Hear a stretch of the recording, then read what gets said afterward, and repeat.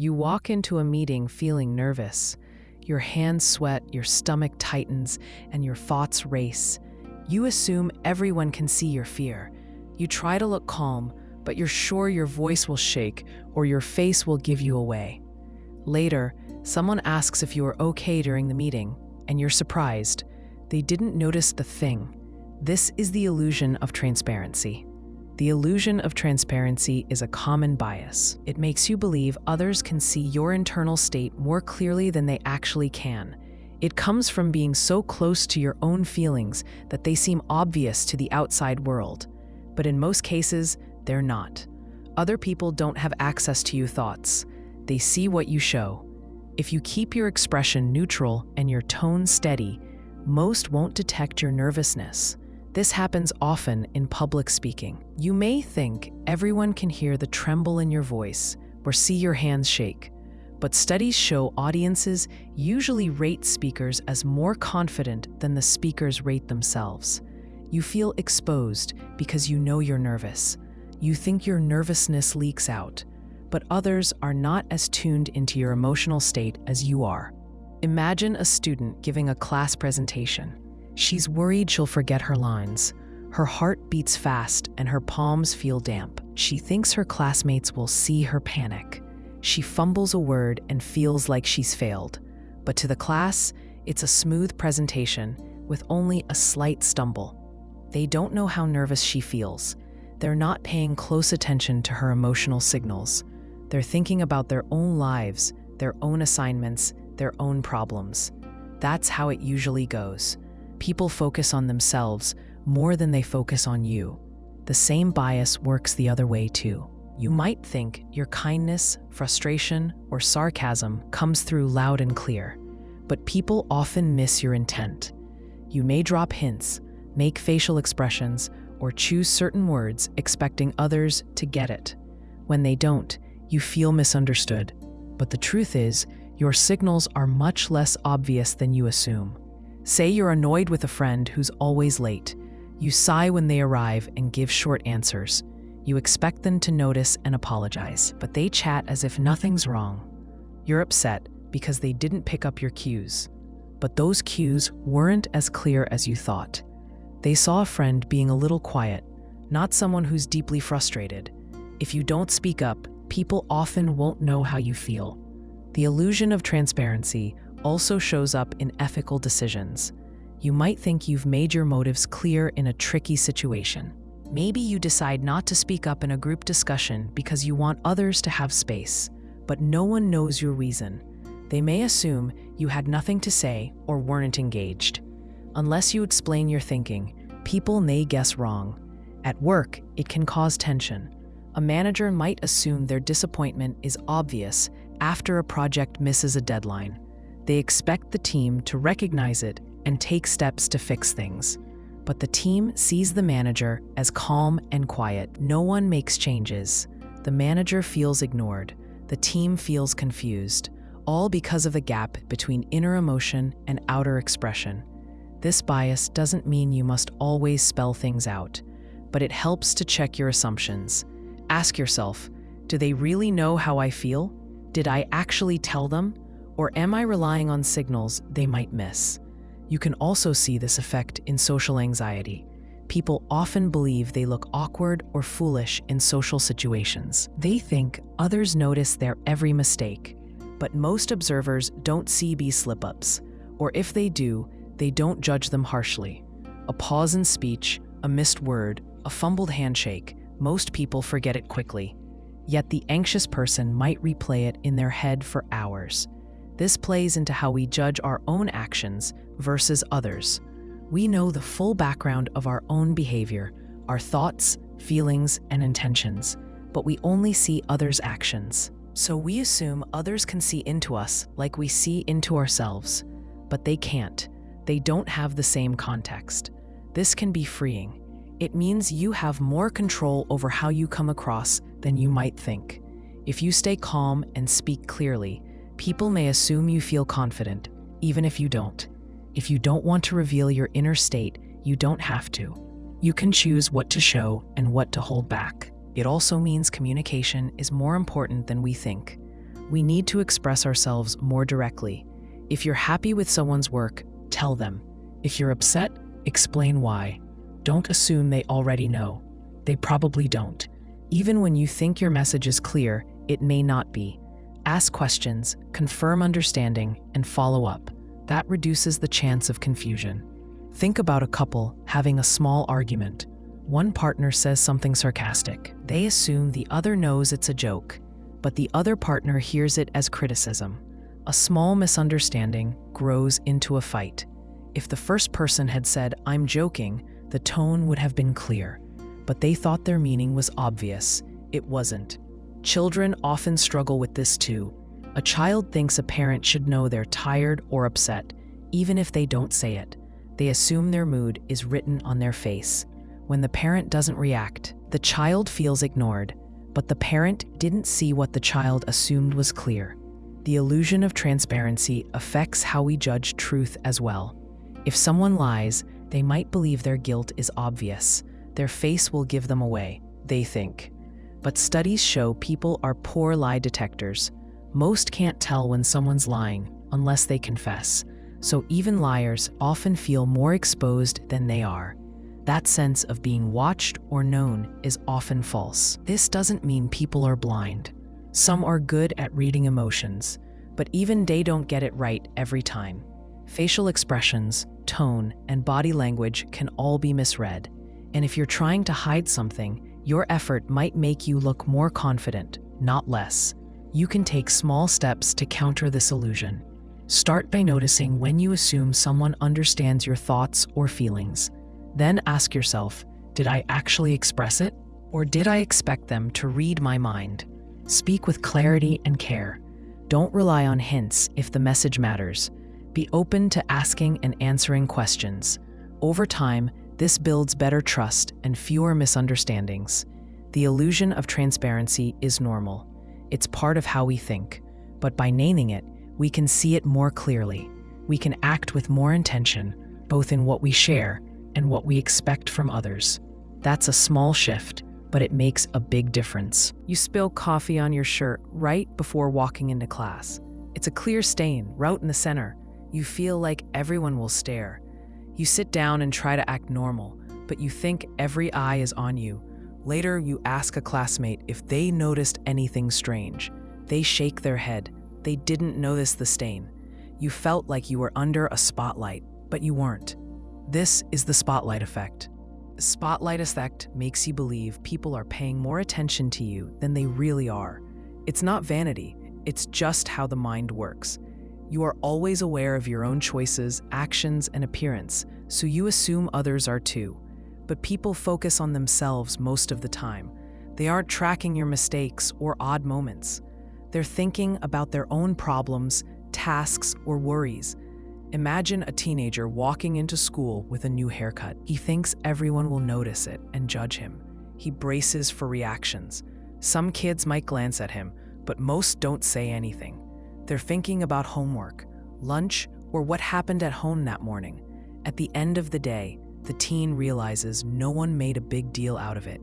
What felt like a major event to him was a small blip or not even noticed by others. This bias shows up in presentations and public speaking too. You may trip over a word or lose your place in a speech. You think it ruins the whole thing, but the audience often doesn't notice the slip, or they notice but forget about it within minutes. You were focused on every detail because it was your speech, but for them, it's just one part of their day. You remember your stumble, they remember the main idea. This effect also applies to clothing and style. You might wear a shirt that feels too loud or shoes that don't match. You think everyone sees the mistake, but unless someone is looking for it, they probably don't see it at all. Even if they do, the moment passes. Most people won't bring it up or even remember. You're not the center of their world. Say you walk into a party and realize your shirt is on inside out. You panic inside. You want to leave or hide in the bathroom. But if you stay calm, you'll see that no one reacts. Maybe one friend notices and tells you. You fix it. That's it. What felt huge to you didn't matter much to anyone else. That's how the spotlight effect works. It exaggerates the attention you think you're getting. It also shows up after we make social mistakes.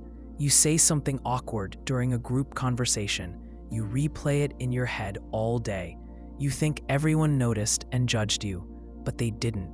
Maybe they caught it, maybe they didn't, but they're not thinking about it anymore. They've moved on, often within seconds. You're the only one still stuck on it. This can make social anxiety worse. People who fear judgment often feel like they're being watched or evaluated all the time. The spotlight effect fuels that fear. It tells them every misstep is on display. But the truth is, most people are not watching that closely. Everyone is caught up in their own thoughts. They don't analyze your every word or action. This bias doesn't mean people never notice things. Of course, if you stand on a table and shout, people will look. But most everyday moments, like a stain, a stutter, or a mismatch, go unnoticed or are quickly forgotten. Even when people notice, they rarely judge as harshly as you imagine. People are generally forgiving because they've been in similar situations. Think about an office meeting. One worker forgets to unmute before talking. They get flustered, apologize, and try again. They think it makes them look unprofessional. But most coworkers just see it as a small glitch. They've all made mistakes in meetings too. What feels like a major embarrassment to one person is background noise to others. Social media can make this worse. When people post, they sometimes worry about how every detail looks, what they're wearing, how their hair looks, what words they use. They imagine a large group of people analyzing their post, but most users scroll fast. They don't study each post or think deeply about it. They like, comment, or move on. What you think is a big deal might barely register. In school, this can affect participation. A student may not raise their hand because they think they'll say something wrong and everyone will notice. But the truth is, if they get an answer wrong, most people forget about it quickly. Others might even admire the courage to speak up. The spotlight effect tells the student that mistakes are huge and lasting. In reality, they're small and passing. You can see this effect at the gym too. Someone new to working out may feel like everyone is watching them. They worry their form is off or their clothes don't fit right. But most people at the gym are focused on their own workout. They're counting reps, watching their own form, or listening to music. They're not watching everyone else. A new person feels watched, but they're not. One way to reduce the spotlight effect is to ask others what they noticed. Often, you'll find they didn't notice the thing you were worried about. This gives you a clearer sense of how much attention people really pay. Another way is to think about how often you notice others' mistakes. You'll find it's rare. That same rule applies to you. This doesn't mean we should be careless. It's good to be aware of how we present ourselves. But it helps to know that others don't analyze us as much as we fear. You can dress neatly, speak clearly, and be thoughtful. But if something goes wrong, chances are people won't focus on it for long. Imagine two friends at lunch. One spills water across the table. She feels embarrassed and tries to apologize. The other shrugs and wipes it up. They keep talking. The moment passes. Later, the first friend still feels awkward, but the other barely remembers it. That's how it usually goes. We carry our own spotlight, but no one else sees it. When you understand the spotlight effect, it gives you room to breathe. You realize small mistakes won't define you. You don't have to perform all the time. You can just be present. People aren't watching as closely as you think. That's not because they don't care. It's because they're human, just like you, with their own lives and thoughts filling their minds. You decide not to tip at a coffee shop because you only grabbed a bottled drink. You think it's fine. After all, they didn't make anything for you. Later, someone mentions tipping in a similar situation and says they always tip, even for small purchases. You're surprised. You thought most people would agree with your approach. You feel a little judged. This is the false consensus effect. The false consensus effect happens when you overestimate how much others agree with you. You assume your opinions, habits, or choices are more common than they are. It's not arrogance. It's a shortcut the brain uses. If something makes sense to you, it feels normal. If it feels normal, you assume most people see it the same way. But that assumption is often wrong. This bias appears in small, everyday choices. You might skip breakfast and assume other people do too. You might recycle and think everyone else does. You might jaywalk across a quiet street and believe most people would do the same. But when you talk to others, you find a mix of behaviors. What feels like common sense to you may not be common at all. It also shows up in beliefs. If you support a political idea or a social cause, it's easy to believe most reasonable people agree. You talk with friends who think the same way, and that confirms your view. You see posts online that match your opinion, and that adds to it. But this creates a bubble. When you meet someone who disagrees, it can feel shocking. You thought this belief was a given. It turns out it isn't. Imagine someone who eats a plant-based diet. They watch documentaries, follow vegan influencers, and cook meals at home with like-minded friends. When they travel and find few options, they feel frustrated. Why isn't this more common? They forget that what feels normal to them is still a minority practice in many places. Their circle created a sense of wide agreement, but the real world is more varied. A false consensus effect makes disagreement harder to accept. When you think your view is shared by most, anyone who disagrees can seem unreasonable. You might assume they lack information or they're being difficult on purpose, but often they just have a different background or experience. They're not being stubborn, they just see things another way. This plays out at work. Say you think a casual dress code is best for productivity. You wear jeans and sneakers every day. You assume everyone feels the same. But a new manager shows up in a suit and says formal attire will be the norm moving forward. You feel annoyed and confused. Why would they change something that works? But from their perspective, structure and professionalism matter more. Neither view is wrong, but your assumption of consensus created tension. The bias also affects how people estimate risk. You may assume most drivers speed a little, so it's not a big deal. You think police won't care if you're only going 5 over, but then you get pulled over. You explain that everyone does it, but the officer doesn't agree. You thought your behavior was common and acceptable, but that view wasn't shared by the person with authority in the situation. In group settings, this bias can lead to poor decisions. A team might agree to a risky plan because one member speaks confidently and assumes everyone else agrees. Others stay quiet, thinking their doubts are unusual. After the fact, when things go wrong, the group realizes there wasn't as much agreement as it seemed. Silence was mistaken for support. The false consensus effect made one voice seem more representative than it was. It also appears in surveys and research. When people predict how others will answer a question, they often assume others will choose the same response they do. For example, if asked whether they'd lie to protect a friend, someone who says yes is likely to assume most others would too. But actual survey results often show wide variation. Our personal choice feels obvious, so we project it onto others. This projection happens fast. You don't stop to think about every belief or action. You just assume it's shared. That saves mental energy, but comes at a cost.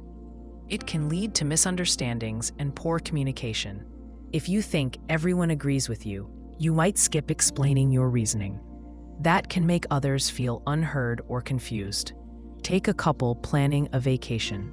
One partner assumes they'll want to visit museums. That's always been the plan in the past. But the other person wants to spend more time outdoors this time. The first partner feels surprised, even frustrated. They thought the plan was obvious, but they never checked. They assumed agreement, and that led to conflict. You also see this bias in moral choices. People think their personal sense of right and wrong is shared by most others. If someone cheats on a test and feels it's justified, they often believe many students would do the same in their position. That belief makes the action feel less wrong. But when you ask others, many would say they wouldn't cheat, even under pressure. The cheater's assumption created false comfort. Online spaces increase this effect. Social media feeds are often shaped by algorithms. You see more posts that align with your views. Over time, it feels like everyone thinks the way you do. This isn't intentional, it's just how the system works. But it builds a false sense of agreement. When a different opinion appears, it feels like an attack rather than a normal difference. To work against this bias, you can ask more questions. Don't assume others share your views. Check in. When someone responds differently than you expect, pause before reacting. Ask them why. You may find their reasoning makes sense from their point of view. That doesn't mean you have to agree, but it helps you understand. The false consensus effect is a normal part of thinking. It helps you move through the day without questioning every choice. But it also makes it easy to miss how different people can be. By slowing down and noticing your assumptions, you can avoid surprise and build better conversations. You don't have to change your beliefs or habits. Just remember, they aren't as widely shared as they may seem. You walk into a room where a few coworkers are talking. The conversation pauses for a second. You think it has something to do with you. Maybe you changed the mood. You try to lighten things up or crack a joke, hoping to get the energy back. Later, you find out the pause had nothing to do with you. Someone had brought up a sensitive topic just before you walked in. But in that moment, you felt responsible for the shift. This is the illusion of control in social situations. The illusion of control makes you believe you can shape or manage group dynamics more than you actually can. It shows up in subtle ways: how you interpret others' moods, how you think your words affect a room, or how much credit or blame you take for the atmosphere in a group. You might think you're the reason a conversation is going well, or the reason it's tense. But many factors shape social interactions, and most are outside your control. Imagine a dinner with friends. One person seems distracted. They're not laughing at your stories like they usually do. You think maybe your jokes are falling flat or that you said something wrong. You try harder to steer the conversation. Later, you find out they had a rough day at work and almost didn't come out. Their silence had nothing to do with you. But you spent the evening trying to fix a mood that wasn't yours to fix. This happens often in group projects. Someone on the team isn't contributing much. You try to keep things moving. Send reminders, check in, reassign tasks. You feel like it's your job to hold the group together. When things go well, you feel like it's because of your effort. When things go poorly, you take it personally. But the group's performance depends on many people, not just one. You may influence parts of it, but not as much as you think. The illusion also appears in casual social circles. Maybe you host a party and someone leaves early. You wonder if they didn't enjoy themselves. You run through the playlist you picked, the snacks you served, the seating layout. You think something you did caused their early exit. But maybe they had an early morning, or maybe they just felt tired. You assume responsibility for a decision that wasn't about you. People often fall into this pattern when they care about others' experience. If you want people to feel comfortable, you watch their reactions closely. You try to smooth awkward moments or shift topics when someone looks bored. That attention comes from a good place, but it can lead to a false sense of control. Social dynamics are not puzzles you can solve. They're messy and unpredictable. Everyone brings their own mood, history, and expectations. Even in conflict, this bias shows up. You get into an argument and later replay what you said. You think, if I just phrased that better, or if I hadn't raised my voice, things would have gone differently. Maybe that's true. Or maybe the other person was already upset before the conversation started. Maybe they misunderstood something from earlier. You influence the situation, but you don't control it. You don't control their response, their stress level, or their past experiences. This illusion becomes stronger when people receive praise or criticism. If you lead a meeting and it goes well, you may believe your tone or timing made the difference. If the meeting falls flat, you might blame your delivery. But maybe people were tired. Maybe the topic didn't matter much to them. Maybe there was tension in the group that had nothing to do with your presentation. You played a part, but not the whole story. It also happens when people try to include someone in a group. Say you bring a new friend to a gathering. You introduce them. You explain everyone's connections, and you try to keep them engaged.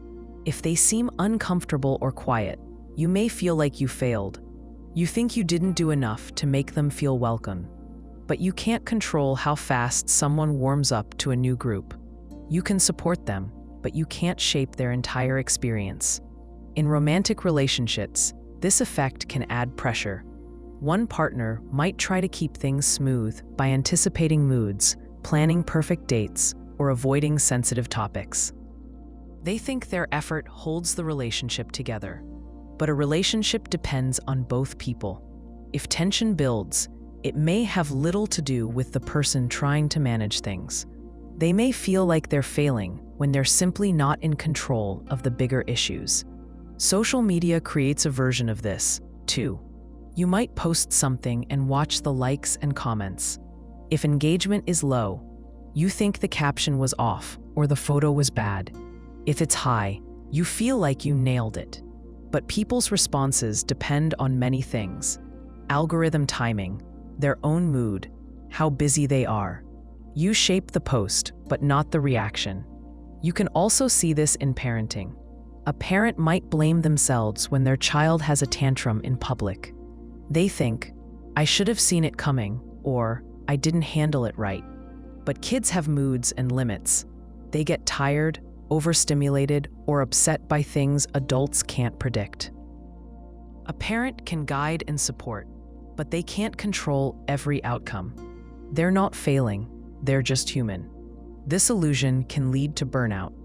If you believe you're responsible for keeping a group happy, a project on track, or a relationship strong, you carry more weight than necessary. When things go well, you might feel proud. When they don't, you feel at fault. Over time, that pressure builds. It's hard to rest when you think everything depends on you. The reality is more balanced. You influence people. You affect tone, mood, and rhythm. You can show up well and offer support, but you can't steer every interaction. You can't change how others feel or react just by trying harder. Social situations are shared. You play one part in something shaped by many people, each with their own story. When you let go of the illusion of control, you free yourself from that constant watchfulness. You can still care without believing it's all on you. You run a red light on the way to work. You tell yourself it happened because you were late, the light was short, and traffic was heavy. It wasn't a good decision, but the situation was tough. Later that day, someone else runs a red light in front of you. You shake your head and think, that person's reckless. You don't think about their situation. You focus on their character. This is the actor-observer bias. The actor-observer bias shows up when you explain your own actions based on context, but you explain other people's actions based on who they are. You give yourself the benefit of the doubt. You don't always offer that to others. This isn't always intentional. It's how the brain tends to work. When you act, you're inside the situation. You know the details. When you watch someone else, you only see what they do, not what they're dealing with. Imagine you're late to a meeting. You tell yourself the train was delayed, the elevator was slow, and the building was crowded. All of that may be true. You don't think of yourself as careless. Now imagine someone else shows up 10 minutes late. They apologize, but you still think they're disorganized or don't take the meeting seriously. You see the same behavior, but your explanation changes based on who's doing it. This bias appears often in driving. If you forget to use your turn signal, you think, I was distracted for a second. If someone else doesn't use theirs, you think, they're a bad driver. If you tailgate, it's because the person in front of you is driving too slowly. If someone tailgates you, they're aggressive. You explain your behavior with reasons. You explain theirs with labels. It also happens in group work. Say you don't finish your part on time. You explain it by saying you had another deadline or that the instructions weren't clear. If a teammate is late on their part, you think they're lazy or not committed. You give yourself flexibility and others a fixed identity. The difference lies in where your attention goes. For yourself, you look inward and outward. For others, you mostly look outward. This can hurt working relationships. If you assume others act the way they do because of who they are, you may stop trusting them. You might not ask what's going on. You miss the chance to understand them. Over time, this turns small missteps into big frustrations. Consider a friend who cancels plans. If you cancel, you think, I was too tired, or I had to help my sibling. It was just bad timing. But if your friend cancels, you might think they don't value your time or they're unreliable. You take your reasons as valid, but treat their actions as signs of their character.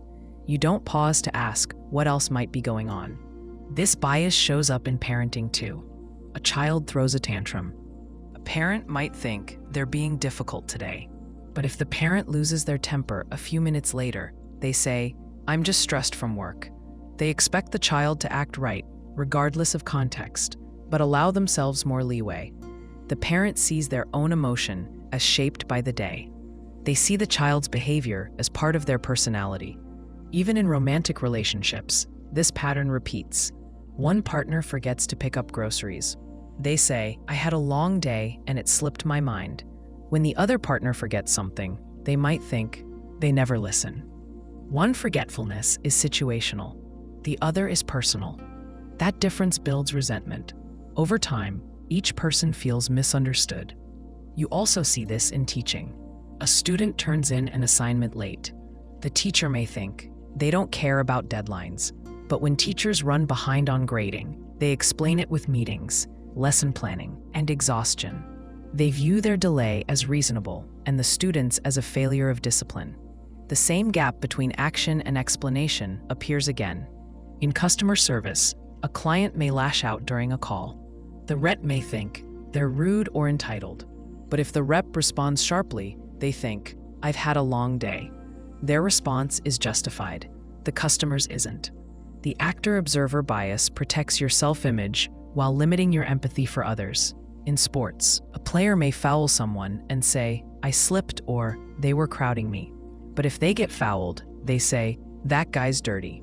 Their own mistake was circumstantial. The opponent's action was intentional. Both players are reacting, but only one gets the benefit of the doubt. The bias also affects how we think about strangers. You see someone trip on the sidewalk. You might think they're clumsy, but when you trip, you think the pavement was uneven. You don't assume you're clumsy. You see the cause in the environment. That same logic rarely applies to people you don't know. This can shape how you see whole groups of people. If someone in your group breaks a rule, you might say they had a good reason. If someone from another group does the same, you say, that's how they are. The behavior is the same, but the judgment changes. It comes down to how close you feel to the person. The farther they feel from you, the more likely you'll blame their character. This bias isn't always loud. Sometimes it hides in small thoughts. You sigh when someone cuts in line and think they're selfish. But you cut in once because you were running late for a flight. You saw your reason as valid, theirs as rude. The same action, two different judgments. Noticing the actor-observer bias doesn't mean excusing bad behavior. It means stepping back before jumping to conclusions. When someone behaves in a way you don't like, pause and ask what might have caused it. If you would give yourself a second chance in the same situation, consider doing the same for them. Sometimes people make mistakes. Sometimes they're just having a bad day, the same way you do. You meet someone new at a party. They're well-dressed, have a friendly smile, and speak with confidence. Right away, you assume they're smart, kind, and competent.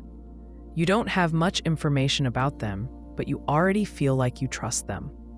You don't stop to question whether those extra qualities are based on anything real. This is the halo effect.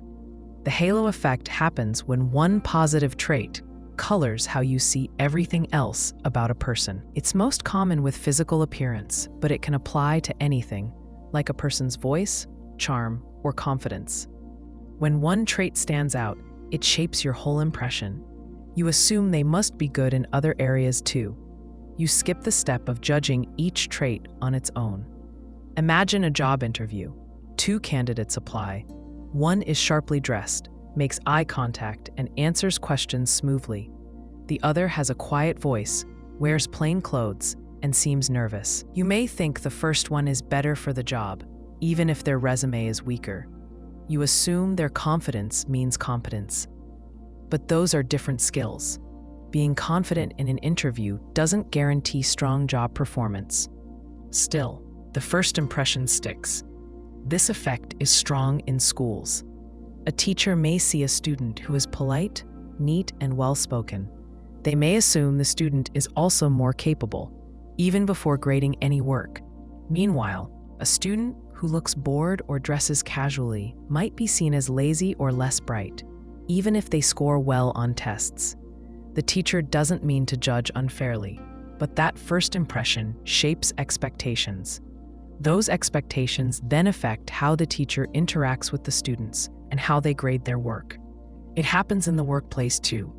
A manager might like an employee's punctuality and assume they're also more productive or creative. Another employee who misses a few meetings may be seen as unreliable, even if they do excellent work when they're present.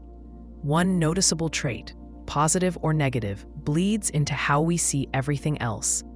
The halo effect plays a big role in politics. A candidate who speaks with warmth and energy may seem more trustworthy, even if their policies are vague.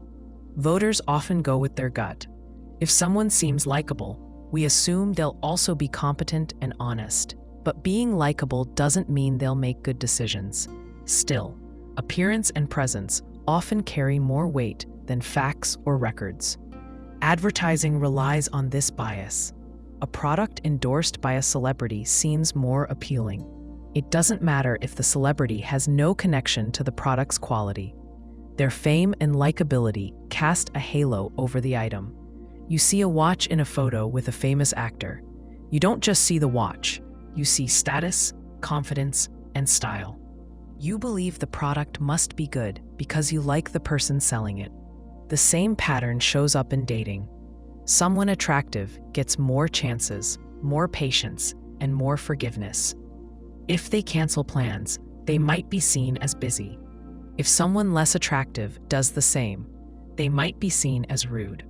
One physical trait sets the tone for how all their behavior is judged. This isn't always conscious.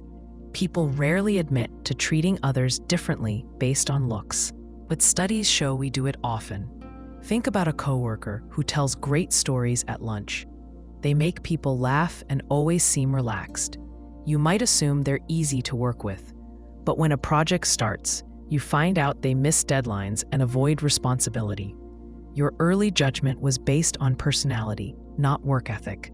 Still, that first impression can be hard to shake. You may keep giving them the benefit of the doubt, long after it stops being reasonable. The opposite happens too, which is sometimes called the horn effect. One negative trait makes people seem worse in other areas.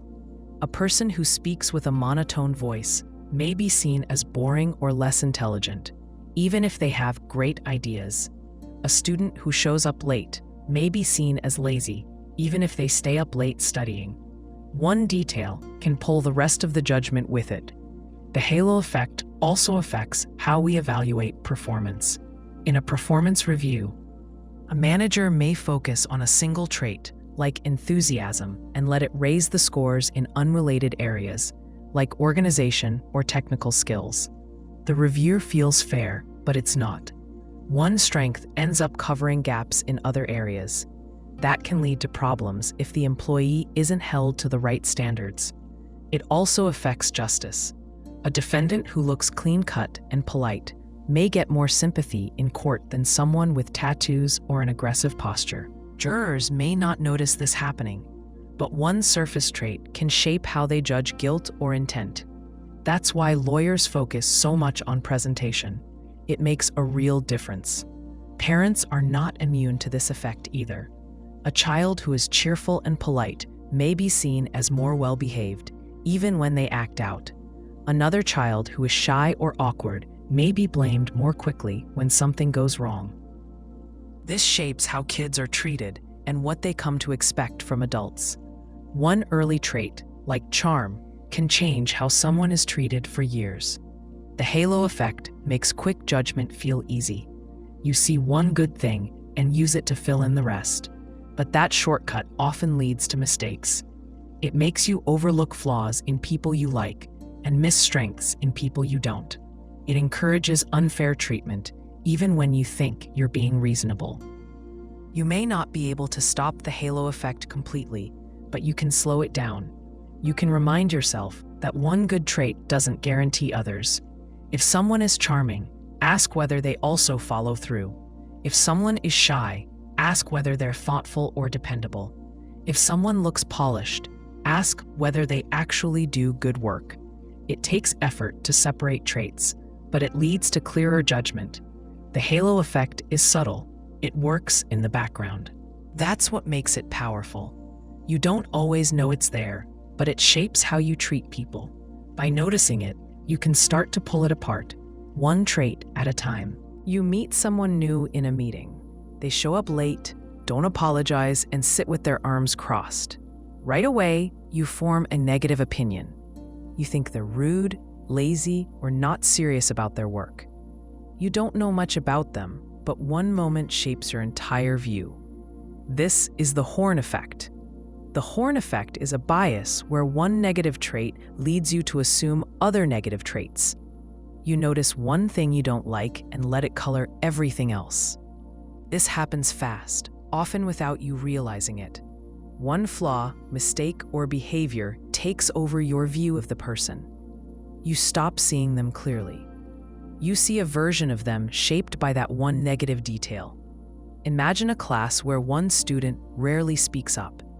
When they do, they stumble over their words. You start to think they're not very bright or prepared. You assume they don't care about the material, but you never ask why they're quiet. Maybe they understand the material, but feel nervous speaking in public. Maybe they're dealing with something outside of class.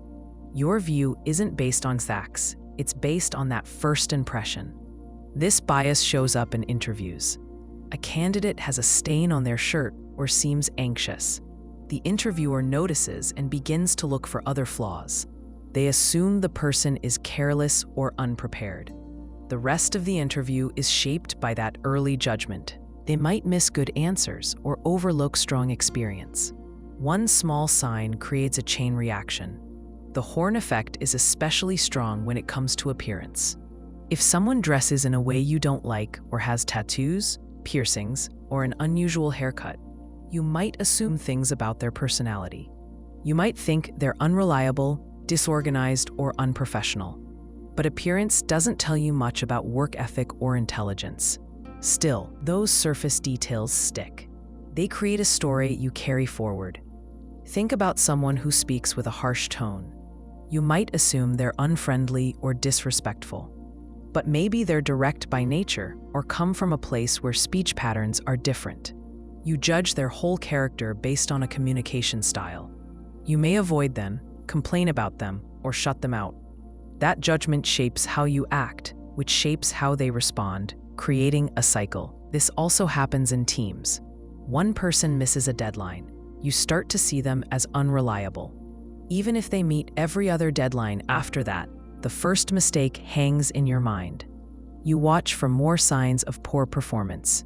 You overlook the things they do well. The original issue becomes the lens through which you see them. In schools, teachers may fall into this pattern. A student talks back once and is then seen as a troublemaker. Even when they do well or follow the rules, the teacher still expects bad behavior. The student gets punished more harshly or is ignored when they try to improve. The label sticks and it becomes hard to shake.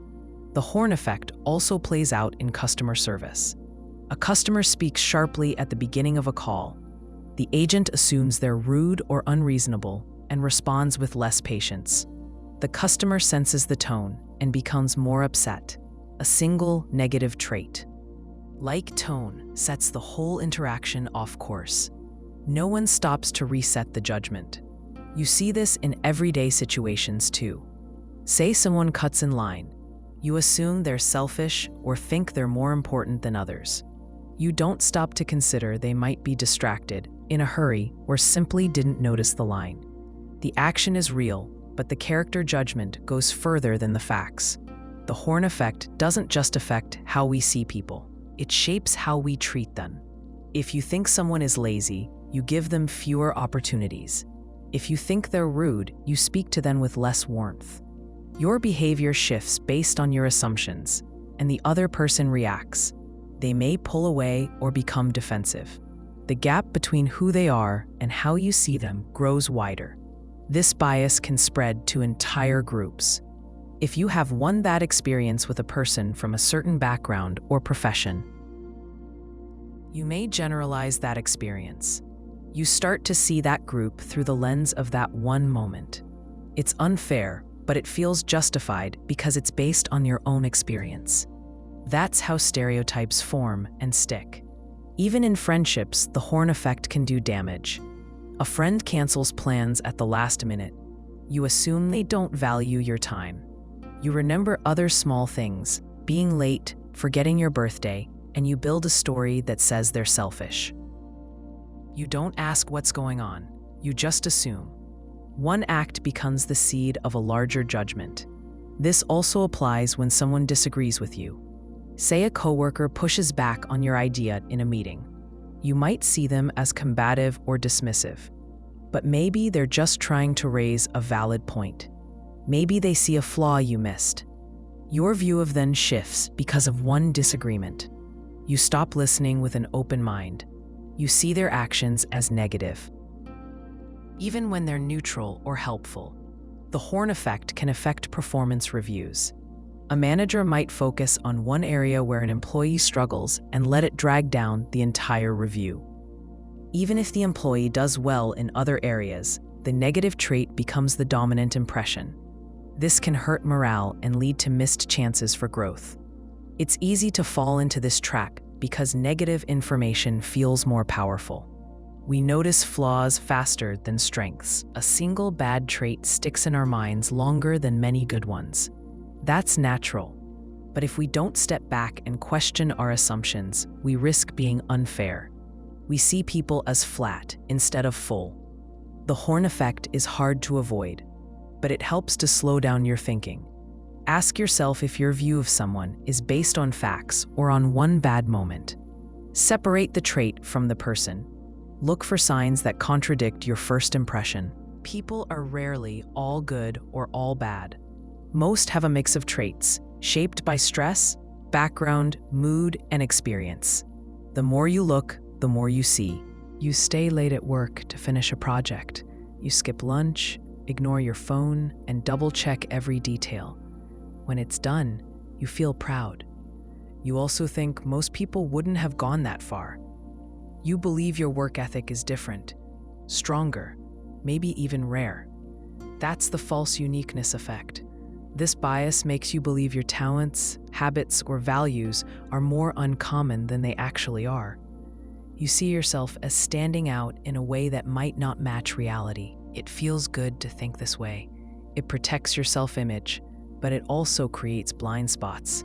It keeps you from seeing how many people are capable, caring, and committed, just like you. Imagine someone who never cheats on tests. They believe honesty matters above all else. When cheating scandals break out, they feel disgusted and a little self-righteous. They say, "I could never do that." They assume they're part of a small group with strong ethics, but surveys show most students view cheating as wrong. Many choose not to do it. The honest student isn't as rare as they think. They're part of a larger, quieter group. This bias also shows up with talents. A person who's good at drawing might say, "I don't know many people who can do this."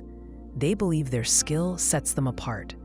They don't see all the others who draw quietly, share their work in small groups, or create for personal joy. Their circle is small, and that limits their view. Their skill matters, but it isn't one of a kind. Take a musician who can play by ear. They assume most others can't. They treat their ability as rare. But in the right setting, at a music school, In a community band or even online, they'd find many others who share the same skill. Their view of themselves as unusual is shaped by who they're comparing themselves to. That's a key part of this bias. Context matters. The false uniqueness effect thrives in echo chambers.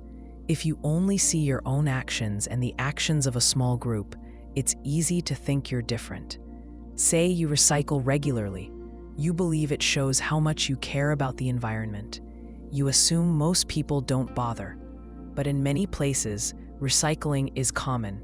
Others care just as much as you. They just don't talk about it as often or in the same way. This bias also affects how people view generosity. Someone donates to a cause and feels good about it. They also think most people wouldn't have taken the time or money to do the same. But many people give, some publicly, some quietly.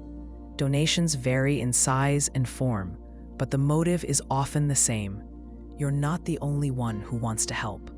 Even in parenting, this bias appears. A mother makes her child's meals from scratch every day.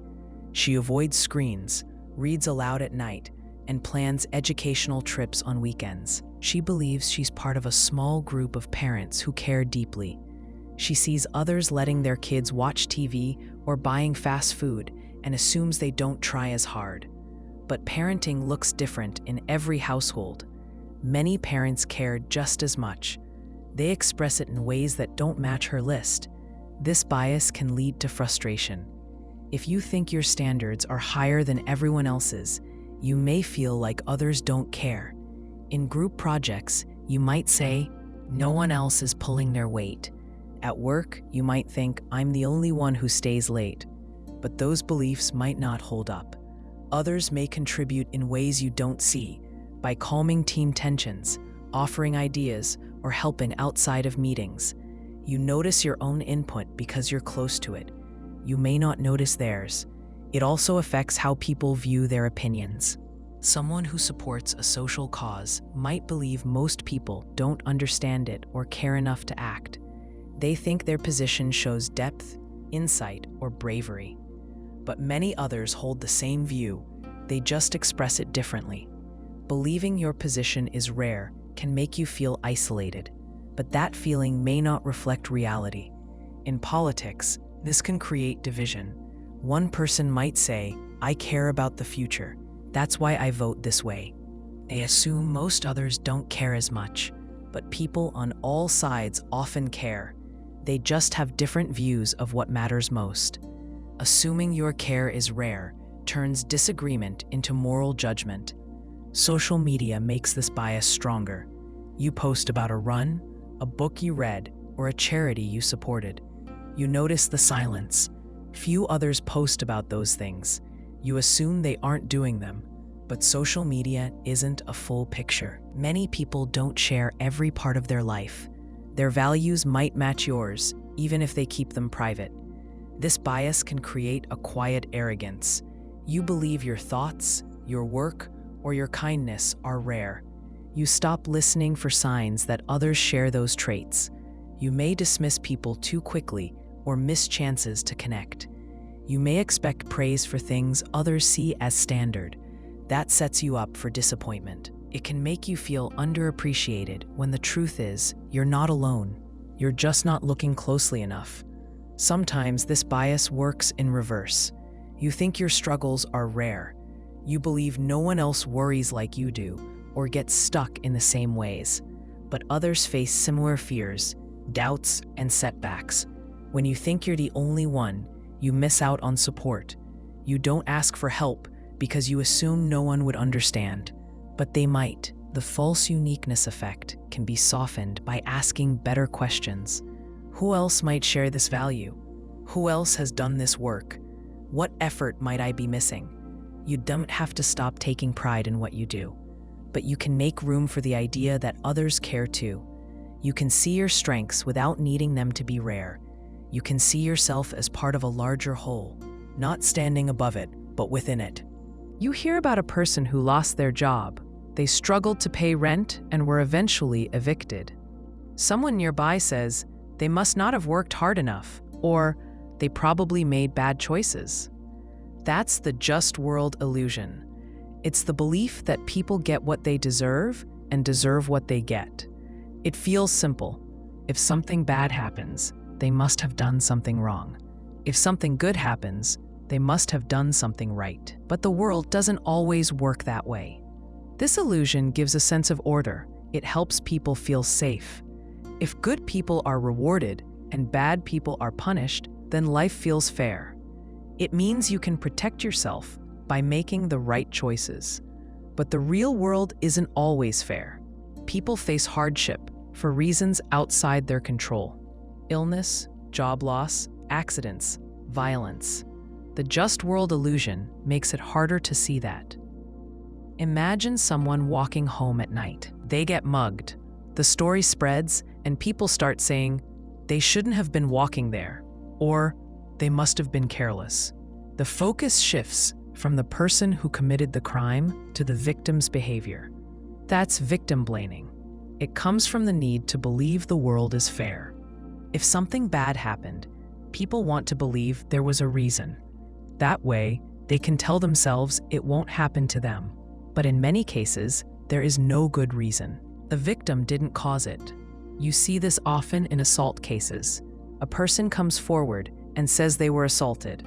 Instead of asking what happened, people ask what they were wearing, whether they were drinking, or if they gave mixed signals.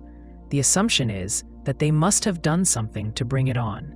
But those questions shift blame away from the person who caused harm. They also make it harder for victims to speak up. In schools, this bias shows up in how people view students from poor backgrounds. A student might struggle with attendance, grades, or behavior. Teachers or classmates might think they don't care about school, or they must not try very hard. But maybe the student works nights to help support their family. Maybe they don't have stable housing. The just world belief makes people overlook those factors and focus only on personal effort. It turns a complex situation into a moral judgment. Even in health, the illusion affects how people view illness. Someone develops lung cancer, and others say, they must have smoked. If they didn't smoke, people ask if they lived an unhealthy lifestyle. If a child gets sick, people sometimes ask what the parents did wrong. These questions don't come from cruelty. They come from fear. People want to believe bad things happen for clear reasons. That way, they can avoid those reasons and feel safe. But illness doesn't always follow rules. Sometimes it just happens. At work, this bias affects how people view layoffs or demotions. If someone loses their job, others might think they must not have been doing well. That view protects people from thinking it could happen to them.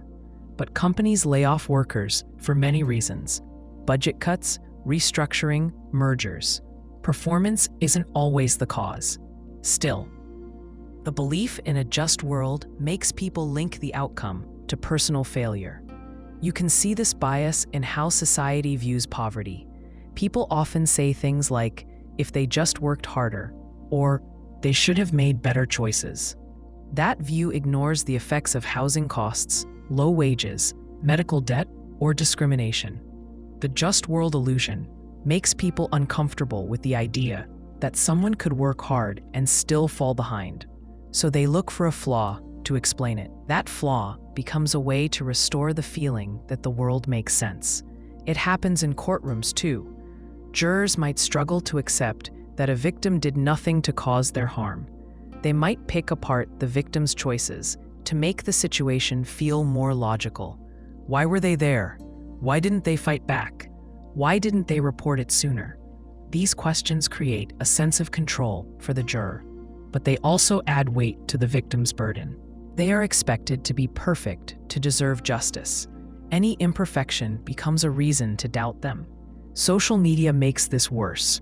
When a tragedy happens, people often rush to comment. They point out what the victim should have done differently. They should have known better. I would never do that. These comments aren't just opinions. They are attempts to distance the speaker from the event. If they can find a reason the bad thing happened, they can believe it won't happen to them. Even in parenting, this belief shows up. If someone's child acts out in public, people may assume the parent is lazy or careless. But children act out for many reasons: sensory overload, medical issues, emotional stress. The just world illusion ignores that and creates simple blame. Bad behavior must mean bad parenting. That judgment feels safe, but it's often wrong. You can even see this bias in small interactions. Someone is rude to you in a store. You think they're just a mean person. You don't consider they might be sick, grieving, or overwhelmed. You see the behavior, not the situation. That's the actor-observer bias, working with the just world illusion. You assume their actions reflect who they are, not what they're going through. If you were rude, you'd probably explain it differently. I had a bad day. But for them, you assume it's a trait. The just world illusion is comforting. It tells you the world is predictable. It tells you you're safe as long as you do the right things. But it also makes it harder to show empathy. It leads to harsh judgments of people who are already struggling. It closes the door on understanding. You don't have to give up the idea that actions have consequences. Many times, people do shape their outcomes, but not always. Life is filled with randomness, inequality, and things that don't add up. You can still believe in effort and responsibility while recognizing that bad things sometimes happen to good people. You don't need to explain every outcome to feel secure. If you notice yourself thinking, they must have done something to deserve that, pause. Ask what facts you have. Ask what you would want others to assume about you in the same position. Try to shift from judgment to curiosity. What pressures might they be under? What choices did they really have? The world isn't always fair, but that doesn't mean you have to be unfair in how you see it. You finish a driving test and feel confident. You followed the rules, stayed focused, and handled each turn without trouble. If someone asked, "Are you a better driver than most?" you'd probably say, "Yes." Most people do. That's the illusion of superiority, also known as the better-than-average effect. It's the belief that you're above average in skill, intelligence, or character, even when that's statistically impossible for most people. This bias shows up in many areas. Ask people if they're more honest than average, and most will say yes. Ask if they're better leaders, better friends, better listeners. They still say yes. In studies, more than 90% of people rate themselves above average in things like driving, ethics, and job performance. But average is a middle point. Only half of people can be above it. The math doesn't match the confidence. The bias isn't just about skill. It also covers values. Someone might believe they care more about fairness than others, or that they're more open-minded. They see their views as more thoughtful, more informed, or more moral. They believe they act with better intentions. Even if they've made mistakes, they assume their heart is in the right place more often than not. Other people's mistakes look like flaws. Their own mistakes look like exceptions. Picture a manager leading a team meeting. She gives clear directions, encourages questions, and ends on time. She leaves feeling like she handled it well. She assumes most managers don't lead with as much care. But her team might not see it that way. Maybe she cut people off without meaning to. Maybe her instructions felt rushed. Her view of her performance doesn't match how others experienced it. Still, she sees herself as a strong leader, stronger than most. This effect is common in classrooms. A student finishes an exam and thinks, "I probably did better than most." They don't know how others performed, but they feel sure of their answers. They also assume they study harder, think deeper, or care more. But in most classes, students with that belief spread across the grade curve. Some do well, others don't. The belief doesn't guarantee the result. The illusion of superiority is strong in group work. Ask each member who contributed the most, and most will say, "I did." Each person sees their own effort clearly. They remember the time they stayed up late, fixed a mistake, or took the lead. They don't always see what others did behind the scenes. That gap leads each person to believe they pulled more weight. It's not always selfish. It's just how attention works. You know your work better than anyone else's. In relationships, this bias can affect how people see themselves as partners. One person may think they're more patient, more generous, or more loyal. They focus on the times they compromised or supported their partner. They overlook the times they withdrew, snapped, or ignored a need. They believe they're doing better than most people would. That belief shapes how they see the balance in the relationship, even when their partner sees something else. The better-than-average effect can be comforting. It helps people feel capable. It protects self-esteem. If you think you're more careful, more honest, or more thoughtful, you're less likely to doubt yourself. But this bias also creates blind spots. If you think you're better than others, you may not take feedback seriously. You may overlook your own weaknesses. You may blame others for problems that you helped create. In the workplace, this bias can stall growth. An employee might believe they're more productive than average. When performance reviews come, they expect praise. If they hear something negative, they feel confused or defensive. They think the review is unfair, not that their view was off. Their belief in being better than average made it harder to learn. The illusion also affects how people judge risks. A driver may think, "I'm careful, not like those other people." They believe they can handle texting while driving or speeding a little because they're more skilled. But accidents don't care about self-image. The road doesn't adjust based on confidence. Thinking you're above average doesn't protect you from reality. This bias also shapes opinions. Someone may think, "I'm more informed than most." They read the news, follow debates, and think through issues. They assume people who disagree are less informed. They don't stop to ask whether others might also be thoughtful, just with different values. Believing you're more informed can make disagreement feel like ignorance instead of a difference in perspective. The illusion can lead to unfair comparisons. You judge others on results, but judge yourself on intent. If someone else makes a mistake, you question their ability. If you make the same mistake, you explain it. "I was tired, it was a one-time thing," or "that's not like me." You protect your self-image, but hold others to stricter standards. Over time, that creates a distorted view of both yourself and others. In teams, this leads to conflict. Everyone thinks they're the most reliable. When something goes wrong, each person blames someone else. They think, "I always follow through. They must be the problem." But when every person sees themselves as the exception, no one looks at the system. No one asks, "What could I have done better?" The illusion blocks responsibility. It also affects generosity.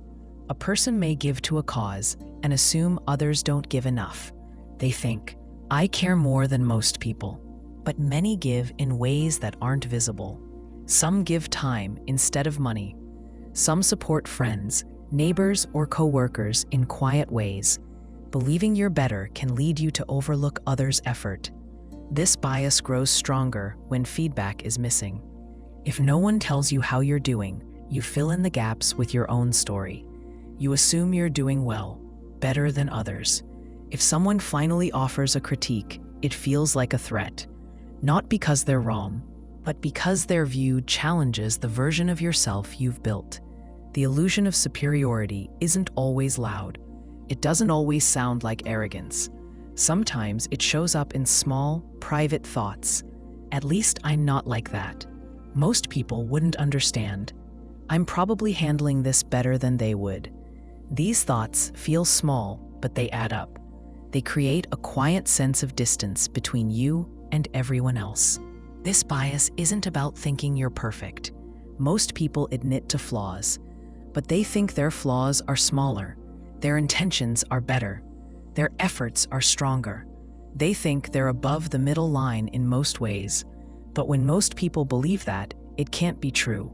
The average still stands. You can keep your confidence without falling for the illusion. You can take pride in your strengths and still stay open. Ask more questions. Compare based on facts, not feelings. Listen when people tell you how they experience you. You're not worse than average. You're not always better either. You're human, just like everyone else. You're calm. You've had a good night's sleep, a decent meal, and no one's bothering you. In that state, it's easy to think clearly. It's also easy to assume that's how you'll think later, when you're tired, hungry, or upset. But you won't. That's the empathy gap. The empathy gap is a bias that makes you underestimate how much emotions affect decisions and actions, yours and other people's. When you're calm, you forget what it feels like to be angry. When you're angry, you forget how you think when you're calm. You misjudge how strong those feelings are and how much they change what you do.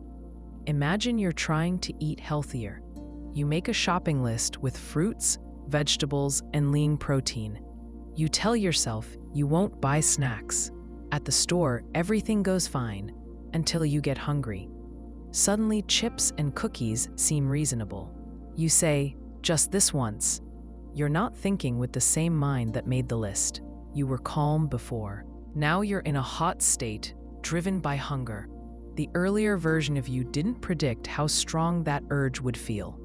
That's the empathy gap. This shows up in conflict too.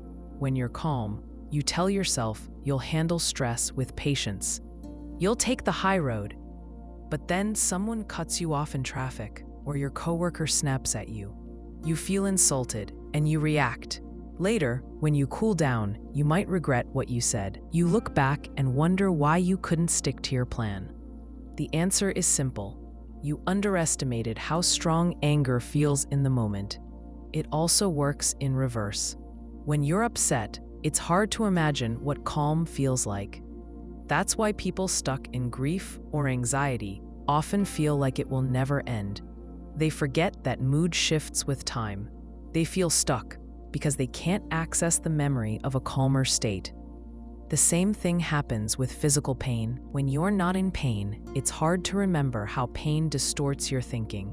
When you are in pain, it's hard to imagine being free of it.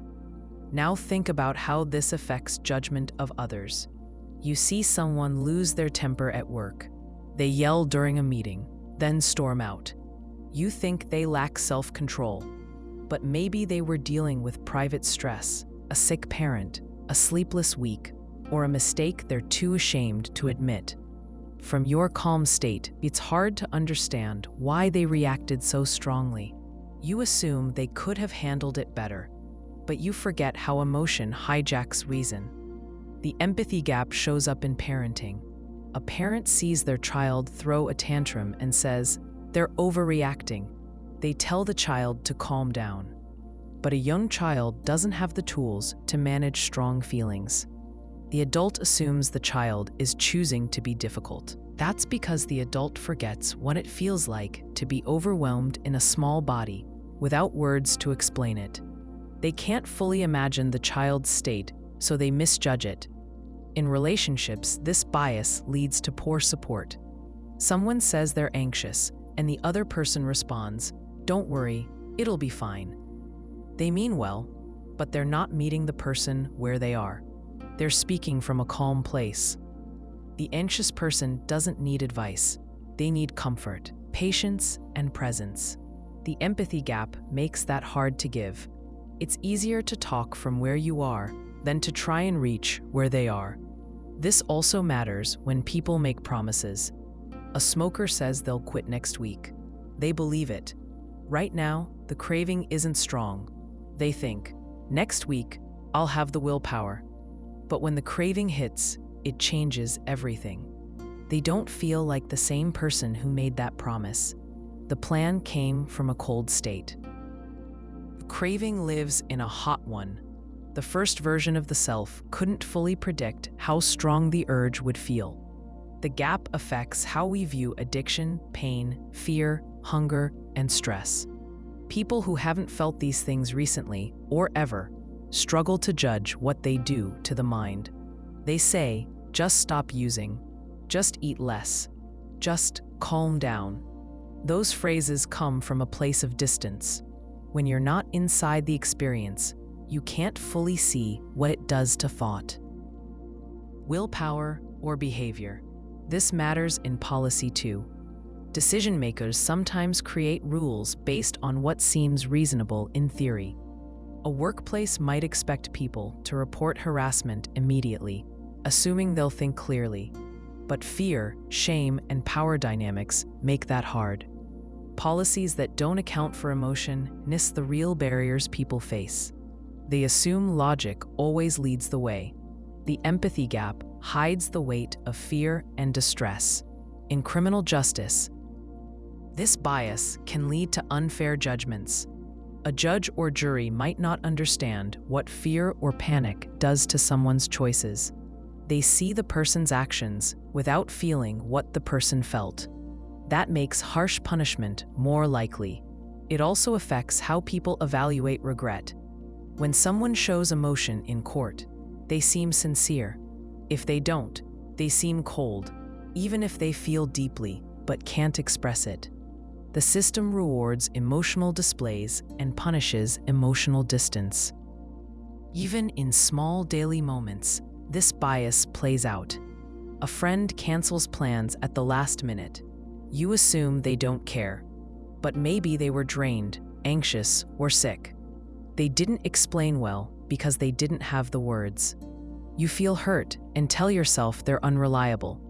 But your judgment came from your own state, not theirs. The empathy gap isn't about a lack of care. It's about a limit in imagination. When you're in one state, it's hard to picture another. That affects how you judge yourself, how you support others, and how you plan for the future. You expect too much from your future self. You expect too little from people in distress. You can't erase this bias, but you can notice it. When you're calm, remember that stress will change how you think. Plan for that. Don't rely on willpower alone.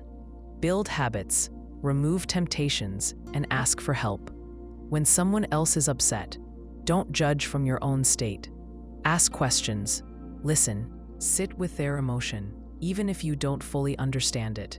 The empathy gap will still be there, but you can shrink it by paying attention to where you are and where the other person might be. You teach someone how to use a new tool at work. To you, the steps feel simple. You explain them quickly and assume they'll catch on. But they look confused. They ask questions you didn't expect. You get frustrated. You think, why don't they get it? What's clear to you isn't clear to them. That's the curse of knowledge. The curse of knowledge is a bias that makes it hard to imagine what it's like not to know something once you already know it. When you've learned how something works, it's difficult to recall what it felt like before you understood it. You skip steps and explanations, assume others see the logic, and forget how long it took you to learn. This gap leads to poor communication, frustration, and misunderstanding. Imagine a programmer trying to explain a line of code. They say, it just calls the function with these parameters. That sounds obvious to them, but not to a beginner. The beginner may not know what a function is or what a parameter does. The expert forgets how much background knowledge they've built up. They don't think to break it down because they can't feel the distance anymore. This bias affects teaching at every level. A math teacher knows how to solve an equation. They've solved hundreds. To them, the steps are second nature. But for a student, even small parts are unfamiliar. When the teacher skips steps, thinking they're simple, the student gets lost. The teacher doesn't mean to confuse them. They just can't fully imagine what it's like to not know. The same thing happens outside of classrooms. A manager gives instructions for a new process. They assume everyone knows the software involved. They don't explain where to find the tools or how to start the task. Some employees fall behind, but don't ask for help. They think they're the only ones struggling. The manager isn't careless. They just forgot what it's like to see the task for the first time. In everyday life, this shows up when people give directions.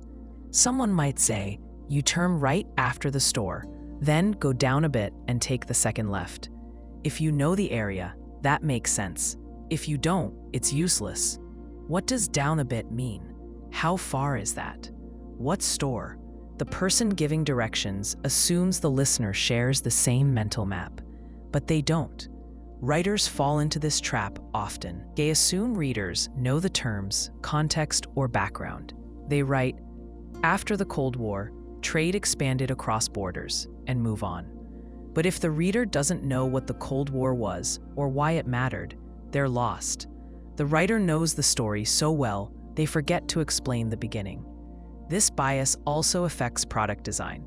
Engineers or developers build a system and think it's easy to use. They test it with people like themselves, people who already understand similar tools. When the product launches, regular users find it confusing.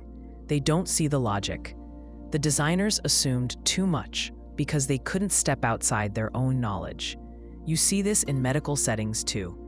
A doctor tells a patient they have mild stenosis of the spinal canal with some impingement on the nerve roots. The patient nods but doesn't understand. They leave the office unsure what it means. The doctor isn't being unkind. They've used that language so often they forget it's unfamiliar. They assume the meaning is clear. The curse of knowledge shows up in parenting. A parent tells their child, "Be respectful" or "act your age." To the adult, these phrases carry a lot of meaning. But to a young child, they may be vague. What does respect look like in that moment? What does your age mean? Without clear steps or examples, the child can't act on the advice. The parent expects understanding that isn't there. This bias also affects public speaking. A speaker may jump into advanced ideas without laying the foundation. They forget that the audience may not share the same terms, background, or context. The talk feels disjointed. Listeners struggle to follow, not because the topic is too complex, but because they were never brought along. The speaker starts too far ahead. In group work, it causes breakdowns. One team member might say, "Just export it as a CSV and upload it to the server." That makes sense to them. But someone new might not know what a CSV is, where to find the server, or what format the file should be in. They don't ask for help because they don't want to look slow. The curse of knowledge turns small gaps into big problems. Even in casual conversations, this bias shows up. You reference a movie, a book, or a piece of news. You say, "It's like that scene in The Godfather." The other person hasn't seen it. They don't say so, and the point is lost. You move on, unaware you left them behind. You didn't mean to exclude them. You just assumed they knew what you knew. This bias isn't about ego. It's not about thinking you're smarter. It's about how memory works. Once you've built a mental shortcut, it's hard to break it down again. You forget the effort it took to learn. You forget the false starts, the questions, the confusion. You don't think to explain the parts that now feel automatic. The curse of knowledge gets stronger with experience. The more you know, the harder it is to teach. Beginners often make better teachers for other beginners because they still remember what confused them. Experts have to work harder to slow down, explain clearly, and check for understanding. It's not natural. It takes effort. You can't erase this bias, but you can work around it. When you explain something, ask yourself, what do I assume they already know? Then check. Break your message into smaller pieces. Ask the other person to repeat what they heard, not to test them, but to see where the gaps are. Use plain words first. Add jargon after. Watch their face. If they pause, ask questions. Don't assume silence means they understand. When you learn something new, write down the steps while it's still fresh. That list will help later, when someone else needs to learn and you've already forgotten how it felt to not know. Teaching well means remembering what it's like to be unsure. It means slowing down and seeing things from a place you no longer live. That's how you break the curse. You watch someone speak in a meeting. They stumble over a word and shift in their seat. You notice their voice drops when they answer a question. You think, they're nervous. They probably didn't prepare. You feel sure about your judgment. Later, you speak in the same meeting. You fumble once, but recover. You assume no one noticed. You believe you showed confidence. This is the illusion of asymmetric insight. The illusion of asymmetric insight is the belief that you understand other people better than they understand you. You think your judgments about them are accurate, deep, and fair, but that their judgments about you are shallow or off base. This bias makes it easy to see through others while feeling hard to read yourself. You feel like a one-way mirror, able to see out clearly while others only see reflections. This bias starts with how people process information. You observe others from the outside. You see their actions, listen to their words, and form opinions. You believe those opinions say something real about who they are. When you look at yourself, you focus on your thoughts, intentions, and private feelings. You know your context. You know when you're tired, distracted, or upset. You rarely offer that same background to others. Imagine someone makes a joke that feels flat. You hear it and think, they're trying too hard. You assign meaning to the moment. Later, you make a joke that falls flat. You explain it in your mind, I was nervous, or that wasn't my best try. You see your own humor as flexible and layered. You see theirs as a signal of personality. The difference is how close you are to the person you're judging. This shows up in friendships. You might say, I get her. I know what kind of person she is. But if she said the same thing about you, you might feel misunderstood. You'd say, she doesn't know everything I'm dealing with. You assume she has fewer pieces of the puzzle than you do. You assume your read on her is more complete than her read on you. In work settings, this bias leads to uneven communication. A manager may believe they see through their team. They notice patterns, behaviors, and tone. They think they know who's engaged, who's holding back, and who's trustworthy. But they don't always believe their team sees them as clearly. They think, they don't know what I'm trying to juggle. They don't see how much I care. The manager sees into others, but assumes they're hidden from view. It works both ways. A team member might say, I can tell what kind of boss she is, while also saying, she doesn't really get me. Both people believe their view is sharper. They think their understanding is based on real insight, while the other person is just guessing. They believe they see through the surface, while others stop at the surface. This also affects how people argue. In a disagreement, each person thinks they understand the other's position and their flaws. They say things like, I know what you're really trying to do, or you always twist things like this. They believe they see through tactics, excuses, or motives. At the same time, they feel misunderstood. They say, you're not listening to what I'm actually saying, or you don't get why this matters to me. Both feel like the one who sees clearly. Both believe the other is missing the point. In relationships, this bias can create distance. One partner might say, I know why you act this way. You're scared of commitment. The other says, that's not it at all. You're putting words in my mouth. Each person believes their view of the other is sharp. At the same time, they feel unseen. They think, you're not trying to understand me. This gap builds resentment. Each person feels unfairly judged and underappreciated. The illusion of asymmetric insight can make people overconfident. You believe you can read people well, better than most. You spot subtle clues. You notice what others miss. But research shows that people are not as good at reading others as they think. Nonverbal cues get misread. Tone gets taken out of context. Facial expressions mean different things in different people, but you feel sure because your interpretation feels true. That feeling is strong, even when the guess is wrong. This bias also makes it hard to receive feedback. If someone tells you how they see you, your first response might be, that's not right. You feel misunderstood. You think, they don't know the real me. But if the roles were reversed, you'd likely believe your view of them was correct. You trust your read on others more than you trust their read on you. That makes it harder to learn from how you come across. It affects how people tell stories. You hear someone talk about an experience and you think, they're leaving out key parts. That's not how it really happened. You think they're shaping the story to look good. Later, you tell a story and do the same thing. Leave out what's awkward or frame it in a way that makes sense. You believe your version is fair because you know your intent.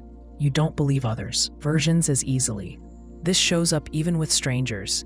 You pass someone on the street who's walking fast and looking at the ground. You assume they're rude or in a bad mood.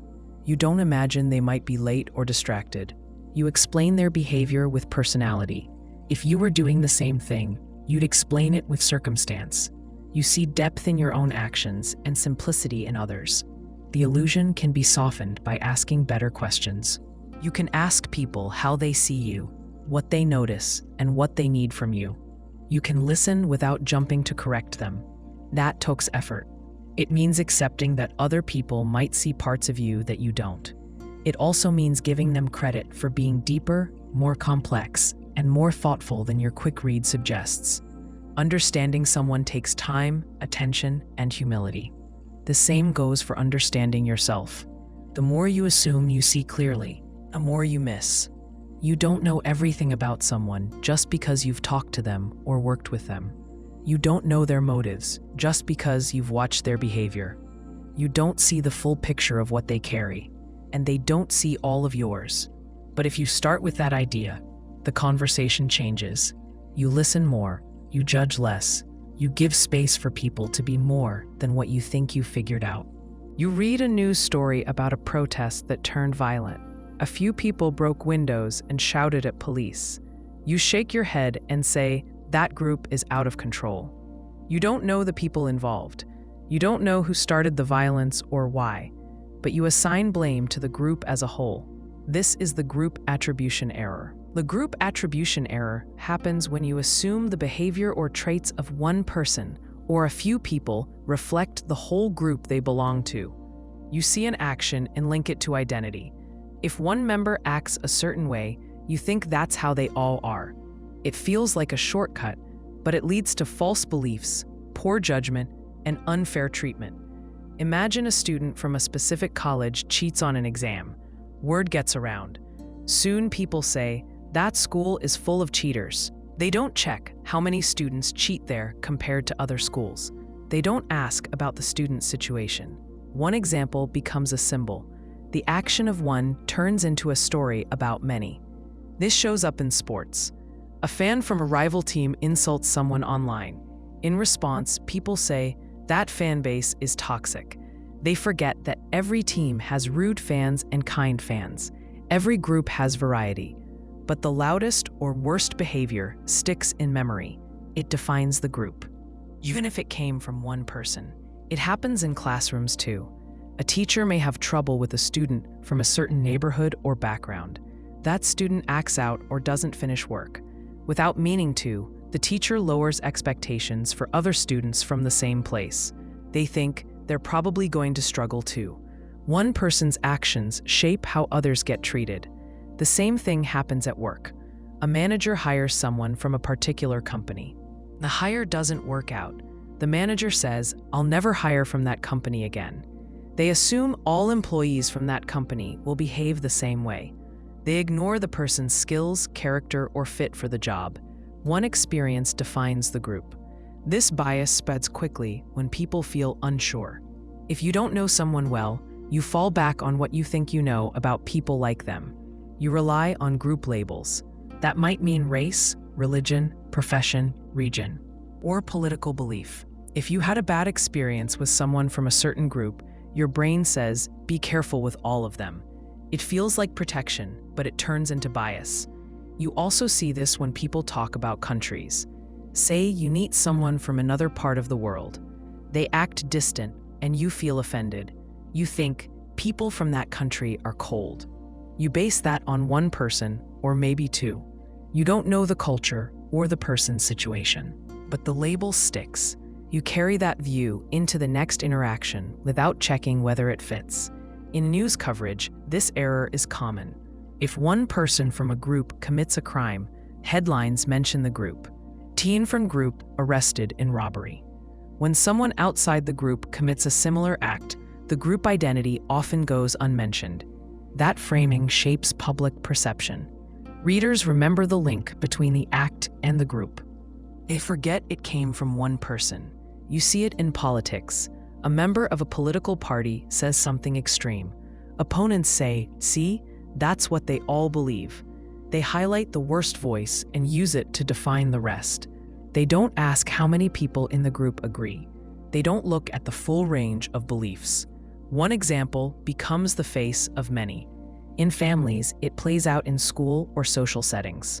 A teacher has a problem with an older sibling and expects the same from the younger one. They assume the kids are alike just because they're from the same home. The younger child gets less patience and fewer chances, not because of their behavior, but because of who their sibling was. This bias also works in reverse. If someone does something good, we may assume the group is good. A polite athlete gives a great interview, and people say, that team has class. A stranger from a certain background helps you, and you think, those people are so kind. It still ignores the range within the group. It still treats individuals as stand-ins for everyone else. The group attribution error grows stronger when emotions are high. During a crisis or after a threat, people look for clear patterns. They want to explain what happened and who's to blame. It's easier to say, those people are dangerous, than to look at details. That creates distrust. It leads to policies and behaviors that punish entire groups for what a few individuals did. In hiring, this shows up as bias in screening. A recruiter might believe that people from a certain university lack creativity because of one bad hire, or they might favor people from another school based on one-star employee. They generalize without checking data. That bias leads to missed talent and unfair barriers. In everyday life, this error affects how people cross paths. You meet someone who looks or sounds different. You have a memory of someone from a group they belong to. If it was bad, you tighten up. You assume the new person might behave the same way. You don't give them a clean slate. You let the past define the present, even if there's no connection between the two. It helps to ask yourself a simple question. Do I believe this about the group because of one person or because of actual evidence? If it's just one person, pause. People act for many reasons: mood, stress, chance, habits. Their group membership might not explain their behavior. When you assume it does, you flatten people. You miss what makes them different from each other. The group attribution error makes the world feel simpler. You create shortcuts. This group is like this, that group is like that. But people are complex. Groups are messy. They hold quiet people and loud ones, kind ones and cruel ones, thoughtful and reckless, skilled and unskilled. When you judge a group by one voice or one face, you miss the rest. You stop seeing people for who they are and start seeing them as types. That's when judgment turns into bias and bias turns into harm. You sit in a meeting and hear two people give nearly the same idea. One of them is from your team, the other isn't. You find yourself agreeing with your teammate right away. You nod, speak up to support them, and feel a sense of trust. When the other person speaks, you listen, but you don't feel as connected. You're less eager to back them up. You think you're being fair, but you're not. You're showing in-group bias. In-group bias is the tendency to favor people from your own group. That group can be anything: your department at work, your family, your hometown, your political party, your school, or your cultural background. Once you see someone as us rather than them, your brain starts treating them more kindly. You trust them more. You assume they mean well. You give them more chances and explain away their mistakes. You hold outsiders to a different standard. This bias isn't always loud or obvious. It shows up in small, everyday choices. You hear good news about someone on your team and feel proud, like it reflects on you. You hear bad news about someone from another group and feel distant, even smug. You think, that's not surprising. You expect the best from your group and the worst from others, not because you've compared them fairly, but because of where your loyalty lies. Imagine you're in a hiring meeting. Two candidates are on the table. One went to your college. You lean toward them. You say things like, they seem like a good fit, or I trust their instincts. You talk less about the resume and more about your gut feeling. The other candidate may have stronger experience, but they feel unfamiliar. You look for flaws in their record. You don't do the same with your fellow alum. The bias slips in quietly. You favor what feels familiar. This happens in school settings, too. A teacher may connect more with students who share their background or values. Without meaning to, they call on those students more, give them more feedback, or interpret their questions as thoughtful instead of disruptive. Other students feel the difference, even if the teacher doesn't. The teacher sees fairness. The students see favoritism. The bias often hides behind good intentions. In-group bias also plays out in families. Parents may defend one child more quickly than another. Siblings may form alliances that leave someone out. When someone from inside the group makes a mistake, the reaction is gentle. They didn't mean it. They're under pressure. When someone from outside the group does the same, the response is harsher. They should have known better. That's typical. The same act earns different judgments. It's strong in sports. Fans overlook fouls by their own team. They call the referee biased when a call goes against them. If the other team makes a mistake, they boo loudly. If their team does it, they stay quiet. Loyalty blinds them. They don't see how they've built two sets of rules. One for us, one for them. In-group bias also affects how people view conflict. Say a disagreement breaks out at work. You side with your teammate. You believe their version of events more easily. You explain their actions in a better light. You assume the outsider started it or made it worse. You don't look for proof. You just feel sure. The same pattern shows up in politics, religion, and culture. You defend your group's choices and question the other side's. You see them as the problem. The bias affects memory. You remember the good things your group has done. You forget or excuse the bad ones. You remember the mistakes of the other group. You bring them up often.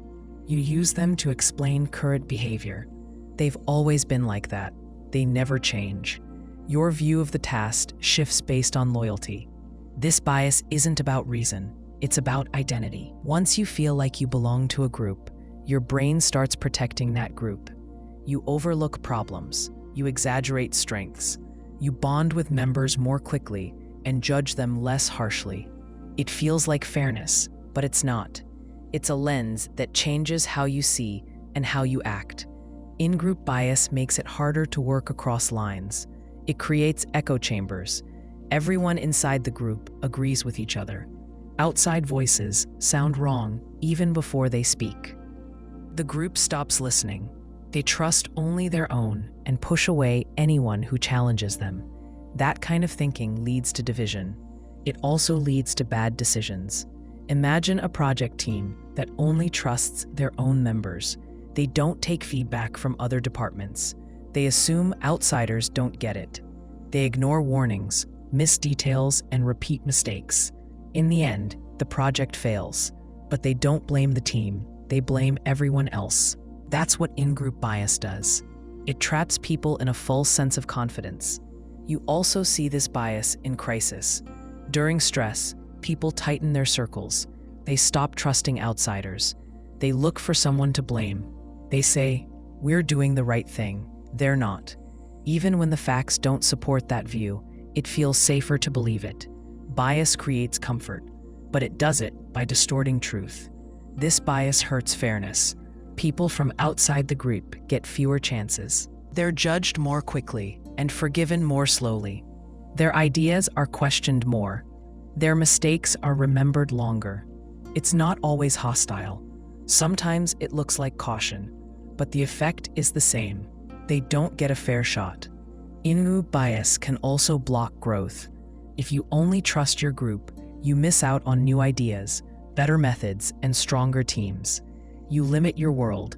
You repeat patterns instead of learning from others. You make the same errors because no one's allowed to point them out. You can't remove this bias completely, but you can name it. You can pause when you feel loyal and ask, would I react the same way if someone else did this? You can invite outsiders into your process and listen without defense. You can check your patterns. Who do you give chances to? Who do you assume is capable? Who do you forgive? In-group bias is a natural pull. It feels good to stick with your own. But fairness asks more. It asks you to look past the comfort of us and judge by what's true. Not what feels true, what is. That shift changes how teams work, how decisions are made, and how people are treated. It starts with a quiet question. Would I see this the same way if they were one of us? You sit at lunch with coworkers from your department. Someone brings up a team from another branch. One person says, "They're always late on deadlines." Another agrees, "Yeah, they never plan ahead." You nod, even if you've only met one or two people from that group. You don't stop to question whether the comment fits everyone. That's the Outgroup Homogeneity effect.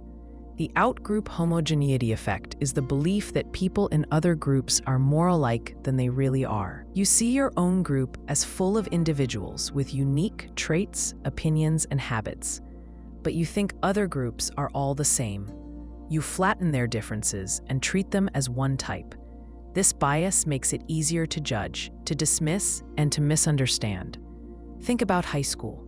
Students often sort themselves into social groups: athletes, musicians, gamers, theater kids. If you were in one group, you probably saw a lot of variety within it. Not every athlete was loud. Not every musician was quiet. You knew the range. But when you looked at other groups, the labels stuck. You thought, they're all like that. You didn't look deeper. This bias plays out in age groups. A younger worker might say, older people don't like change. They picture a whole generation resisting new ideas. An older worker might say, young people don't want to work hard. They ignore the young coworkers who stay late or take initiative. Both sides hold simplified views of the other. They see a few examples and treat them as rules. It shows up in politics. A person on one side sees the other side as extreme, uninformed, or angry. They say, they all think the same. But within each party, there are moderates, idealists, skeptics, and thinkers. Views shift by region, age, and life experience. Still, those on the outside don't see that variety. They see one group moving in one direction with one shared mindset. In-group views are different. You see your group as made up of all kinds of people. You say, not everyone agrees with me, but we have good conversations. You accept internal disagreement. You don't demand total unity. You allow for odd personalities, different styles, and mixed views. But you don't always allow the same for outsiders. This bias shows up in workplaces, especially across departments. Engineers might say, marketing never understands the product. Marketers might say, engineering never considers the customer. Each team builds a story about the other. They overlook the individual in the other group who listens well or tries to collaborate. One or two mistakes get turned into a group identity. It also appears across cultures. Someone might visit a country, meet a few people, and come home with a sweeping generalization. They're so polite, or they don't like outsiders. They base this on a few interactions, shaped by context, language, and chance. They don't see how much variation exists within the group. Their sample is too small to be accurate, but the impression feels strong. In hiring, this can cause bias. A manager may interview someone from a background they're not familiar with. If that person seems quiet or hesitant, they assume it reflects the group. They say, people from that background tend to hold back, but one person's behavior doesn't define the whole. Still, a story forms. It shapes how the next interview goes. The manager enters with a story already in place.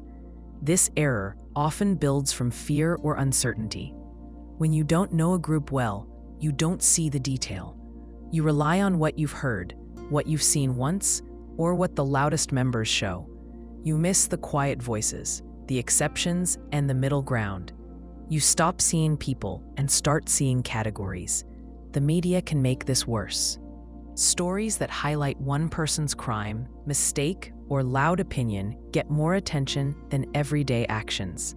If someone from a certain group makes news for the wrong reason, the whole group gets linked to the event. People say, that's what they do, or That's how they think. The group becomes the headline. The individual disappears. The outgroup homogeneity effect makes it harder to build trust. If you think the people across from you are all the same, you stop trying to connect. You stop asking questions. You assume you already know what they'll say. If they disagree with you, it confirms your belief. If they agree, you treat them as the rare exception. Either way, you don't update your view of the group. In conflict, this effect adds pressure. During tense moments, across race, gender, nationality, or religion, people expect one person to speak for all. A mistake by one gets tied to the whole. If someone speaks up in a meeting and seems upset, the group they belong to may get labeled emotional or too sensitive. If someone makes a technical error, people may say they're not good at this kind of work. But when someone from your group makes a mistake, you say, that's not like them, or they're just having a bad day. The effect works quietly. You may not say the words out loud, but it guides your reactions. You trust your group faster. You give more chances. You listen with more patience. You ask questions when someone's from your group. When someone's not, you jump to conclusions. You assume more, ask less, and move on faster. The outgroup homogeneity effect is efficient. It saves time. It simplifies decisions. But it builds walls. It turns people into symbols. It closes the door on real connection. If you don't check it, you end up stuck in assumptions, believing you see clearly when you're actually looking through a narrow lens. You can push back by noticing how often you say or think they. Ask what evidence you have. Ask whether you'd say the same about your own group. If one person acts a certain way, ask yourself, would I let that define everyone if they were from my team? Most of the time, the answer is no. You know your group is made of many people with different stories. Other groups are too. The more you remember that, the more clearly you see. You stop speaking for others and start listening to them. You stop making quick calls and start having better conversations. That shift takes effort, but it clears the noise and makes space for something more honest. You're planning a team event. You pick a Friday night because it sounds fun to you. You assume others feel the same. You book a restaurant that you like, set the time, and send the invite. But a few people seem hesitant. One says they usually reserve Friday nights for family. Another says they don't like loud restaurants. You're surprised. You thought everyone would enjoy it the way you do. That's projection bias. Projection bias happens when you assume others think, feel, or believe the same way you do. You take your current thoughts or feelings and project them onto someone else. You forget that their background, mood, values, and needs may be very different. It feels natural to assume similarity, but often that assumption is wrong. Imagine someone giving a gift. They buy something they'd love to receive, a book they enjoyed, or a gadget they use all the time. They feel sure the other person will like it too. But when they give the gift, the reaction is lukewarm. The person says thank you, but the excitement isn't there. The giver feels confused. They thought the gift was perfect. They forgot to consider the other person's tastes. That's how projection bias gets in the way. This bias shows up in decisions about food, time, money, and work. Say you skip lunch because you're focused and not hungry. A coworker walks in and you say, let's power through the afternoon. You assume they feel like you do. But they're tired and hungry. They needed that break. You didn't ask. You just guessed based on how you feel. The same thing happens in meetings. You think a topic is interesting, so you expect others to stay engaged. But some people are zoning out. Their minds are elsewhere. Your assumption missed the mark. Projection bias affects long-term planning. You buy groceries when you're full and pick healthy items. You feel certain that's what you'll want later. But when you're hungry at night, you crave snacks you didn't buy. Your earlier self didn't predict how your future self would feel. You made a decision in one state of mind and assumed it would hold up in another. The same thing happens with scheduling. You agree to take on extra work next month because today feels manageable.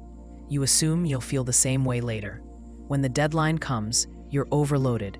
You forgot how circumstances shift. In relationships, this bias causes miscommunication. You think, if I were in their place, I'd want space. So you give someone space after an argument. But they wanted comfort, not distance. They think you're ignoring them. You think you're being kind. Both people feel misunderstood. You acted based on what you would need, not what they need. The same thing happens with apologies. You might prefer a direct apology, but the other person may value actions over words. You speak in the language you know and miss the language they understand. Projection bias affects how people view emotions. You feel calm, so you assume others are calm too.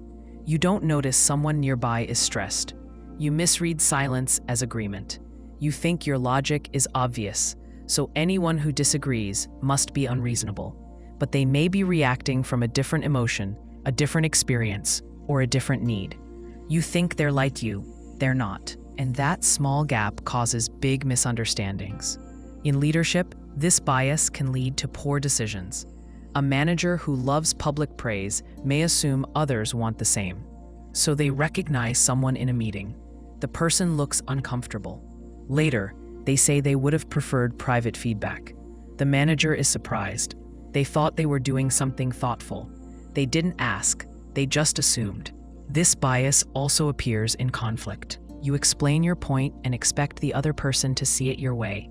You think, if they had the same information, they'd agree. But agreement isn't just about facts, it's about perspective. Two people can see the same thing and draw different conclusions.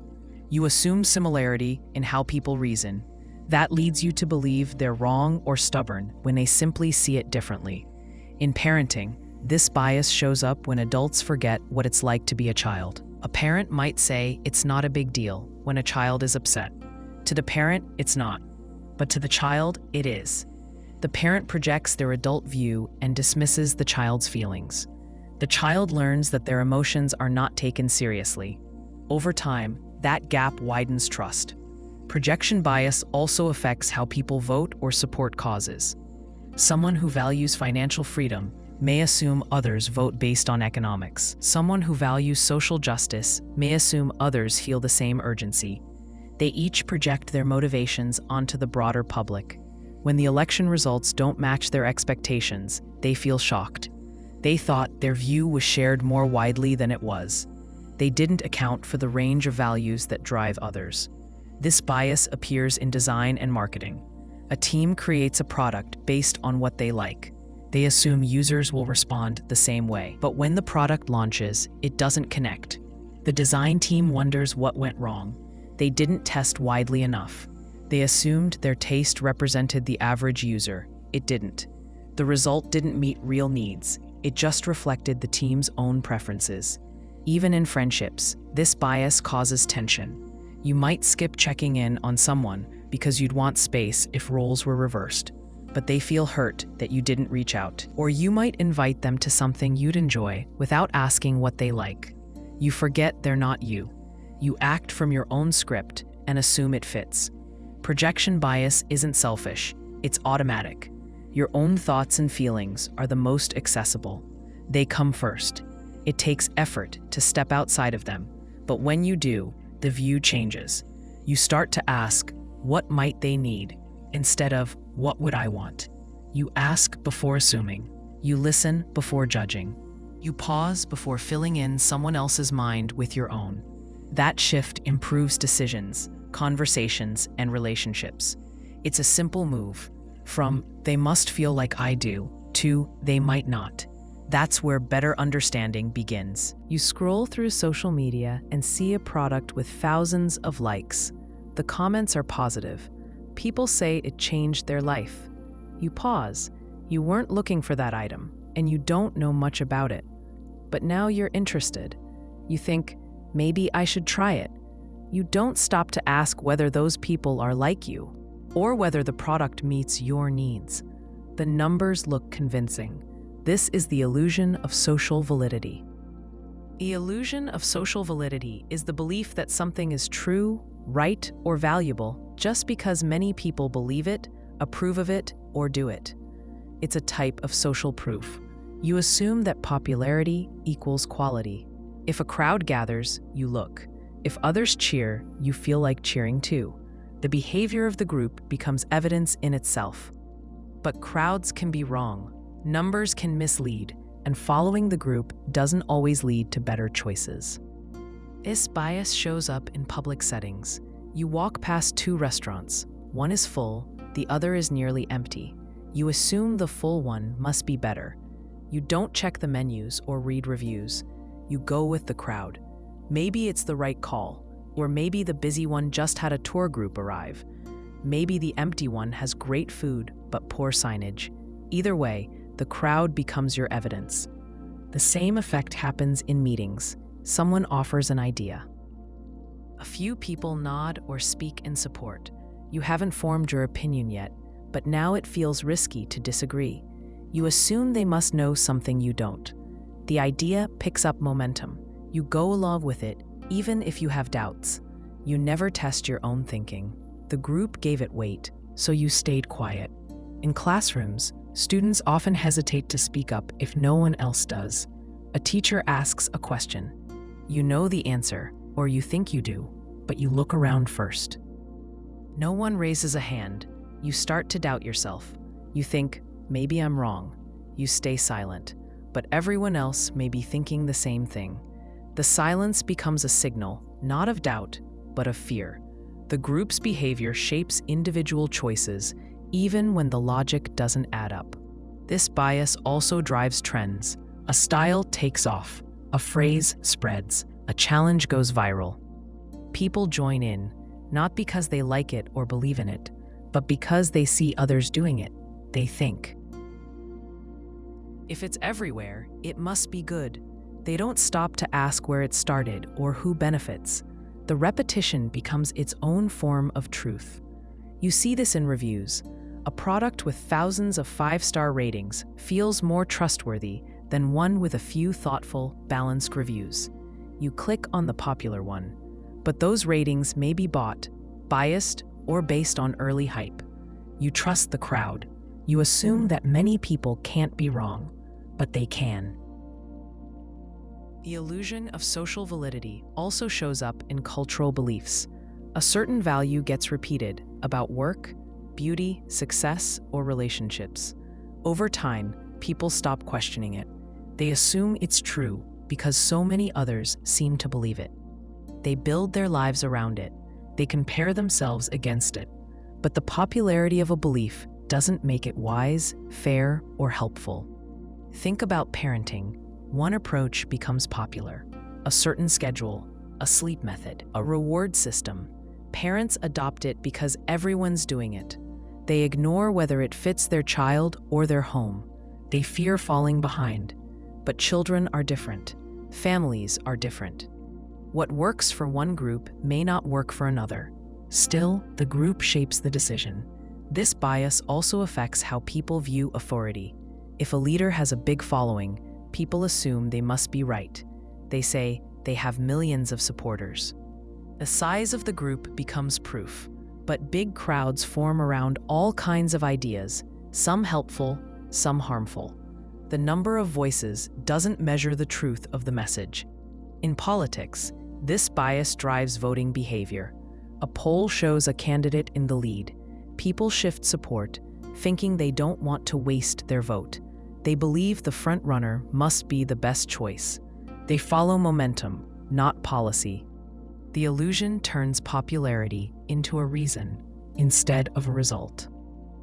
They forget that polls reflect opinions, not facts. You see this bias in health decisions too. A certain diet or supplement gets attention. Influencers endorse it. People try it because they see others trying it. The volume of users becomes the argument, but popularity doesn't guarantee safety or effectiveness. Medical decisions need more than social approval. Still, the crowd is persuasive.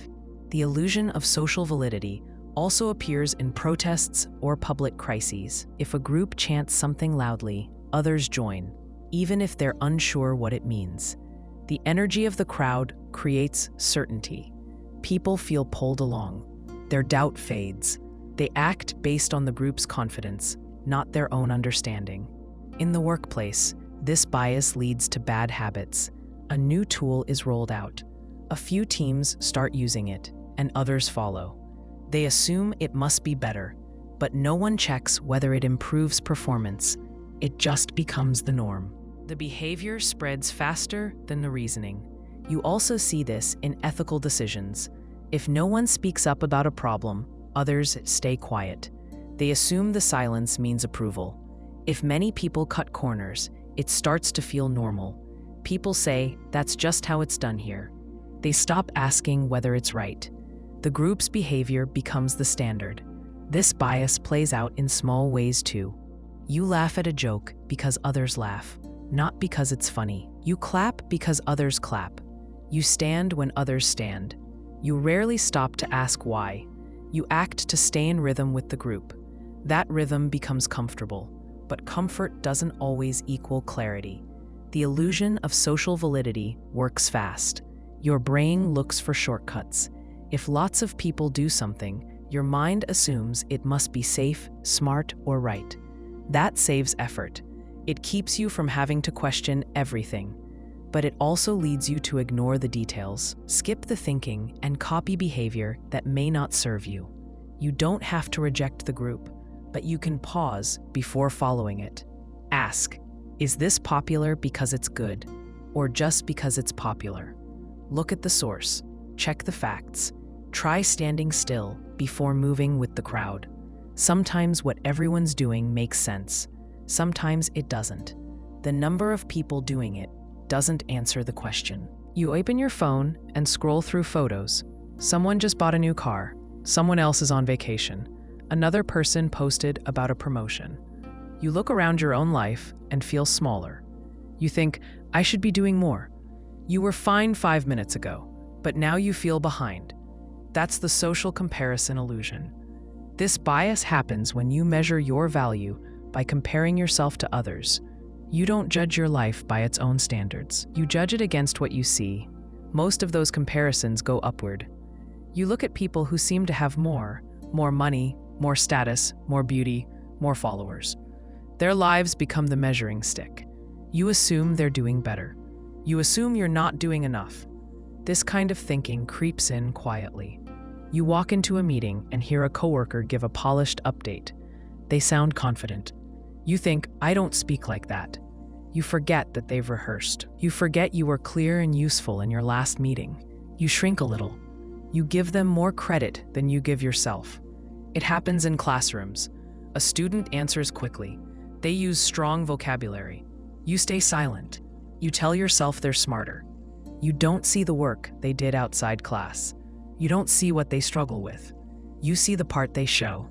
That's what comparison does. It hides the full picture. You compare your whole self to their highlight. Social comparison isn't always bad. Sometimes it pushes you. It helps you set goals. It can make you work harder or reach higher. But when it becomes constant, it drains you. It makes your self-worth dependent on things you can't control.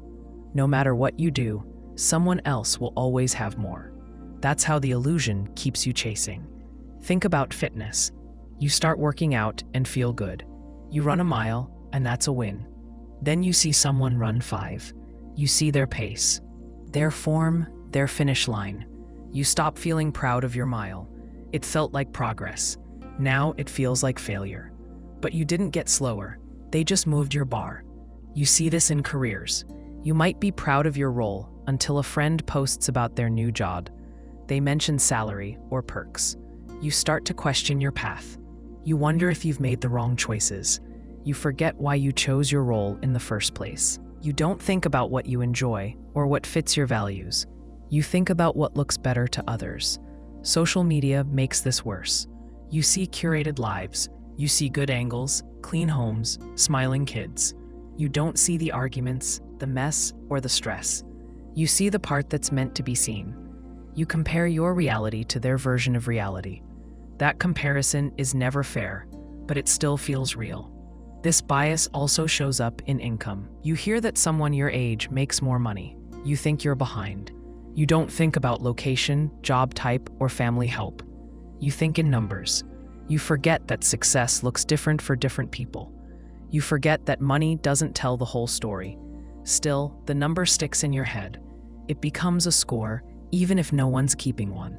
In friendships, this bias makes you feel like you're not enough. You see someone with a bigger social circle. They go out often. They host events. You feel boring. You forget that some people are energized by crowds. Others aren't. You forget the strength of your quiet friendships. You focus on what looks impressive. This bias changes how you set goals. Instead of thinking, what matters to me, you think, what are others doing? You start chasing someone else's path. You set targets you don't care about. You burn out trying to keep up. Even when you hit the goal, you feel empty. It wasn't yours to begin with. It also affects how you handle praise. You achieve something, but instead of feeling proud, you downplay it. You think, it's not that big. Other people are doing more. You rob yourself of joy. You don't let yourself feel like a success, because someone else seems more successful. At work, this bias hurts teamwork. You see others getting praise and wonder why you're not. You forget what you've contributed. You focus on visibility, not value. You may start competing instead of collaborating. You see coworkers as rivals, not allies. That mindset creates distance. It also affects how you view your body. You look in the mirror and think you don't measure up. You compare yourself to people with different genetics, lifestyles, or routines. You forget the things your body lets you do. You think about shape, size, and weight. You judge even when you don't know the full picture. Parents fall into this trap too. They see how other families live, how their kids behave, how they dress, what activities they do. They feel like they're not doing enough. They forget that every family has its own rhythm. They forget that every child grows at their own pace. The comparison makes them doubt themselves, even when their kids are doing fine. This bias doesn't go away by ignoring others. You don't need to stop noticing people, but you can notice what those comparisons cost. You can catch yourself when you say, I should be more like them. You can ask, what matters to me? You can build your worth from the inside out. You can also widen your lens. You may be comparing yourself to someone doing better in one area, but they might be struggling in another. You might envy their confidence, but not know their stress. You might admire their success, but not see their loneliness. No one wins in every area. Sometimes the person you're comparing yourself to is also comparing themselves to someone else. They might be looking at you and thinking the same thing. Everyone's measuring. Everyone's wondering if they're doing enough. The social comparison illusion makes you forget your own path. It makes you ignore your values, your progress, and your strengths. It replaces self-reflection with self-judgment. It turns other people's lives into mirrors when they were never meant to be. You can step out of it. You can measure your growth against where you started. You can define success in your own terms. You can stop assuming someone else's life says something about yours. You can still admire others without turning them into proof that you're falling behind. You can learn from them without losing yourself. You sit in a classroom and the professor explains something that doesn't make sense. You look around. No one raises a hand. No one asks a question. You feel unsure but stay silent. You think, maybe I'm the only one who doesn't get it. So you keep quiet. After class, you hear two classmates say they were confused too. They didn't ask either. Everyone was lost, but everyone thought they were alone. That's pluralistic ignorance. Pluralistic ignorance happens when people go along with a norm they privately disagree with, because they think everyone else supports it. Each person thinks, I don't agree, but everyone else seems to, and they adjust their behavior. The truth is that many others are thinking the same thing. But because no one speaks up, the false norm stays in place. Everyone keeps pretending to agree. No one breaks the silence. This effect shows up in schools. A teacher might set a fast pace. Students struggle but don't ask for help. Each one thinks the others are doing fine. They worry about looking slow or weak, so they stay quiet. But the silence doesn't mean understanding. It just means fear. The teacher sees no questions and assumes the class is following. the gap widens. It happens in workplaces too. A new policy rolls out. It's confusing, maybe even unfair, but no one objects. People nod in meetings and go along with it. Each person thinks the others support it, so they don't raise concerns. The manager sees agreement and feels confident. The result is a rule nobody likes, but everyone follows. This also appears in social groups. Imagine a group of friends who always drink at gatherings. One person doesn't like it. They'd rather stay sober, but everyone else seems fine with it, so they join in. What they don't know is that two others feel the same way. Each one drinks to fit in, not because they want to. They assume the others expect it. The group keeps drinking, not out of real desire, but out of false agreement. The same thing happens with silence around serious topics. Someone hears a joke that's offensive or mean. They don't laugh, but they don't speak up. They think everyone else thinks this is fine, but others may feel just as uncomfortable. No one says anything. The moment passes, but the false norm stays. The joke continues in future conversations. The group believes the humor is accepted when it isn't. You see this in classrooms during sensitive discussions. A topic comes up, something about race, gender, or politics. One view dominates the conversation. Others don't speak, not because they agree, but because they fear judgment. The silence gets mistaken for consent. People assume the loudest opinion is the group's view, but it's not. It's just the most confident voice in the room. Pluralistic ignorance also shows up in parenting. A group of parents may act like they have everything under control. One parent feels overwhelmed but stays quiet. They think they're the only one struggling. They don't bring it up. Other parents feel the same way, but are also hiding it. Everyone walks around pretending. No one wants to break the image. They all feel isolated while standing in the same place. This bias fuels peer pressure. A teenager at a party may not want to try something risky, but they think everyone else wants to, so they say yes. Others feel the same, but go along too. The activity continues, not because anyone truly wants it, but because everyone believes everyone else does. It affects large groups and even whole communities. A policy gets support in public, even if many disagree with it privately. People see the silence and think it means approval. They don't realize others are also holding back. The result is that change stalls. The problem stays hidden. Everyone waits for someone else to speak. It also appears in workplace culture. A team may work long hours even when they're exhausted. No one complains. Each person thinks they're the only one burned out. They see others working late and think it's the norm. They don't want to seem lazy. The truth is, most people would prefer a healthier balance, but no one says it. This effect survives on silence. People watch the group. If no one speaks, they stay quiet too. They trust the surface. They don't test what others actually think. This creates a loop. Each person waits for a sign that it's safe to speak. But that sign never comes because everyone is waiting. Breaking this loop takes risk. It takes someone saying, "I don't agree," or "This doesn't make sense to me." When that happens, others often speak too. You hear, "I've been thinking the same thing," or "I thought I was the only one." The moment of honesty reveals that the group wasn't unified. It just looked that way. You don't need a crowd to change the tone. One voice can shift the room.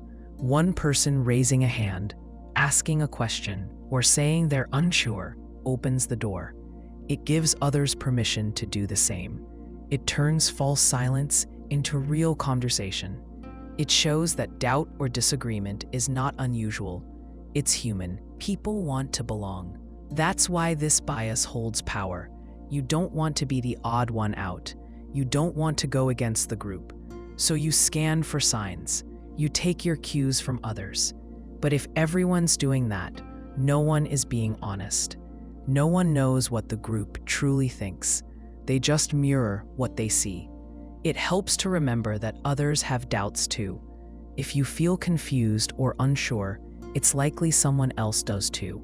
If something feels wrong to you, it may feel wrong to others. You don't need to argue or fight. You just need to ask. Speak your thought. Check the room. What looks like unity may just be unspoken confusion. Pluralistic ignorance thrives when people assume. It fades when they ask. A simple question, does anyone else feel this way, can change the direction. It doesn't take a speech. It just takes honesty. That breaks the illusion. That lets the group see itself for what it really is, full of individuals, each with their own view, not just silent copies of each other. You hear someone say, "Our economy would work better if we just tax the rich more." You nod. It sounds reasonable. You've heard it before. You repeat it in a conversation later, feeling confident. Someone asks, "How would that change consumer spending or small business hiring?" You pause. You're not sure. You didn't think through the chain of events. You assumed you understood it because the idea felt familiar. That's the illusion of explanatory depth. This bias makes you believe you understand how something works, even when you don't. It often happens with complex systems: governments, healthcare, education, crime, or social trends. You can describe the basic idea. You have a headline or a talking point. But when asked to explain step by step, the gaps show. You realize your understanding is shallow. You mistook recognition for comprehension.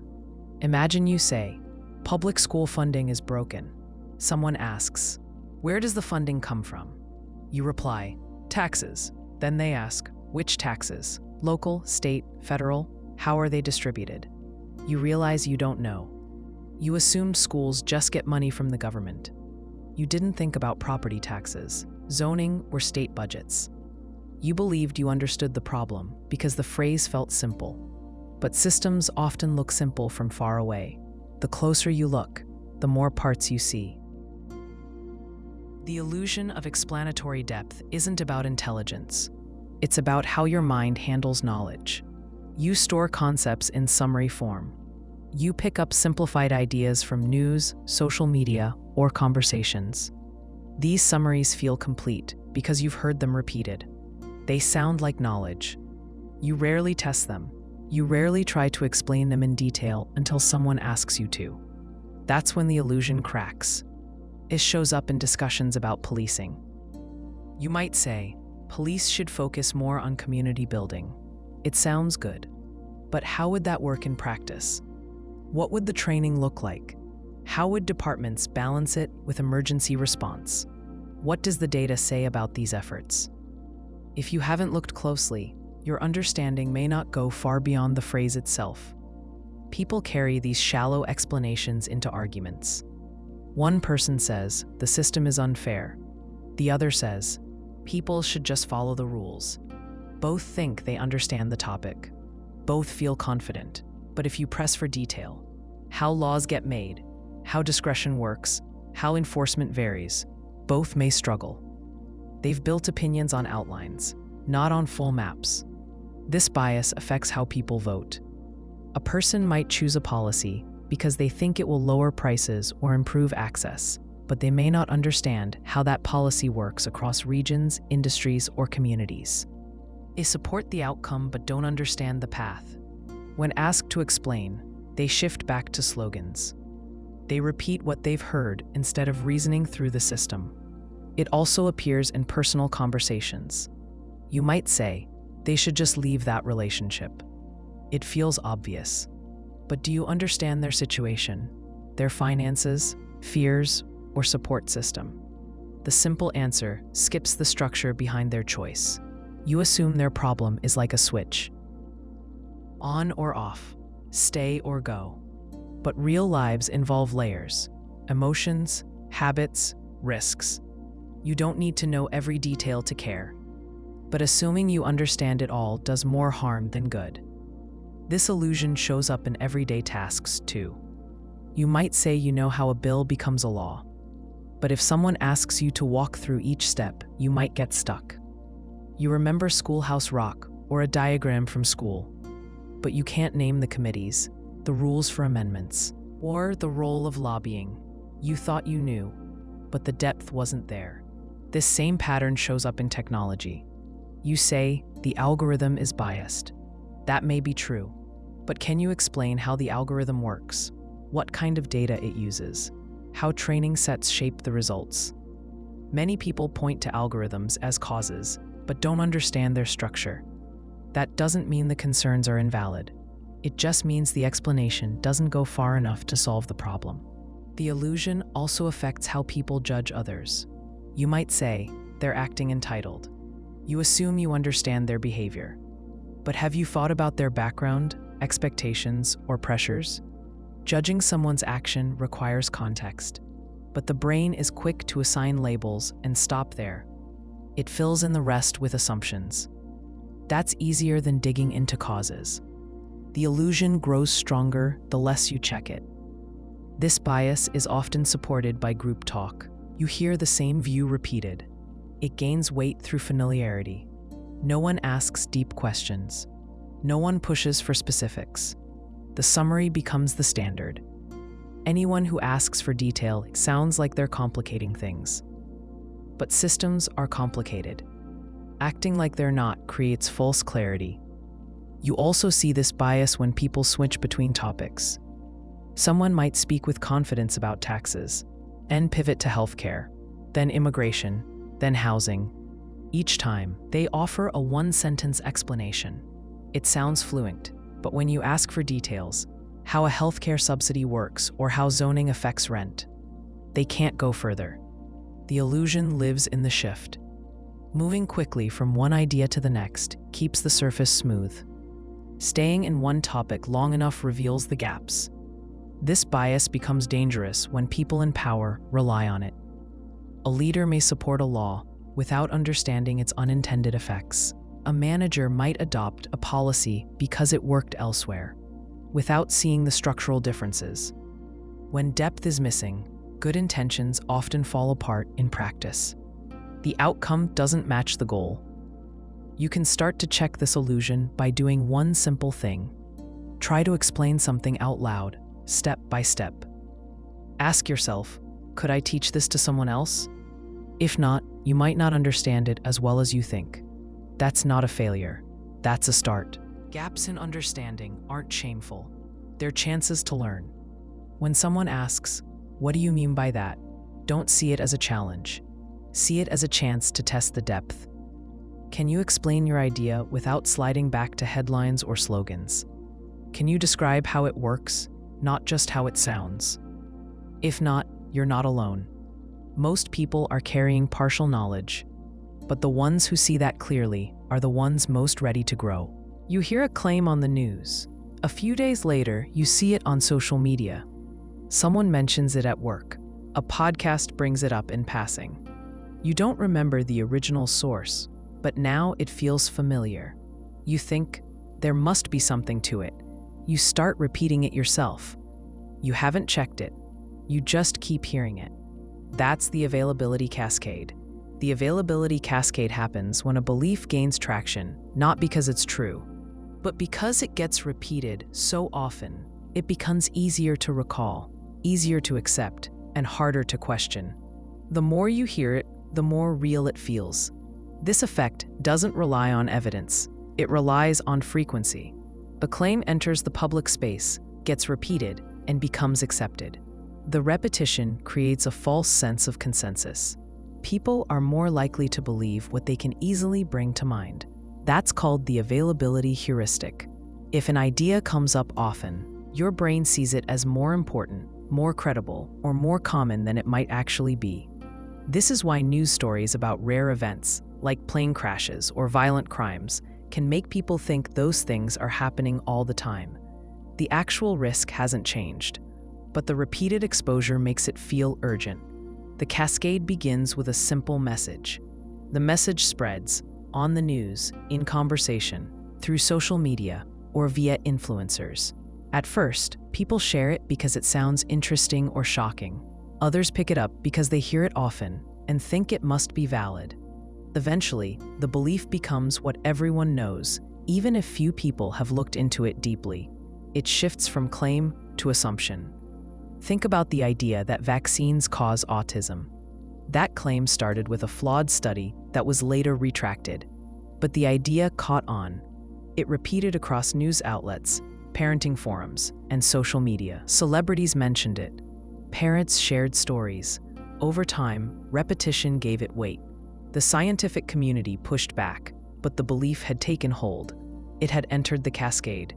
People said, "I don't know if it's true, but I've heard it so many times." The repetition didn't prove it, it replaced proof. This pattern appears in politics. A claim about election fraud might start with one source. If enough outlets repeat it, people begin to accept it as fact. The evidence may be thin or non-existent, but if the claim aligns with someone's fears or views, they hold onto it. Repetition makes it harder to let go. Denials feel like attacks. Corrections feel like censorship. The original claim gains power from being said again and again. The cascade doesn't only affect fringe ideas, it shapes common beliefs too. Consider the idea that breakfast is the most important meal of the day. You hear it in ads, see it in health guides, and repeat it without question. But that idea didn't come from conclusive research. It was heavily promoted by food companies to sell cereal. Over time, the claim became accepted wisdom. The repetition made it feel like science. It works the other way as well. A negative belief can become widespread just because it keeps showing up. You might hear that public schools are failing.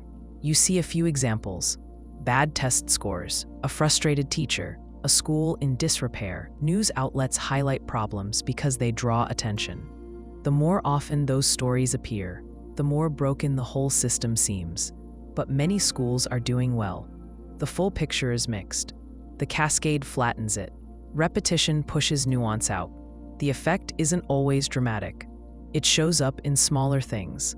Think about how people view certain foods, like saying gluten is bad for everyone, or that sugar is poison. These ideas gain followers not just because of evidence, but because of volume. One article turns into a dozen blog posts.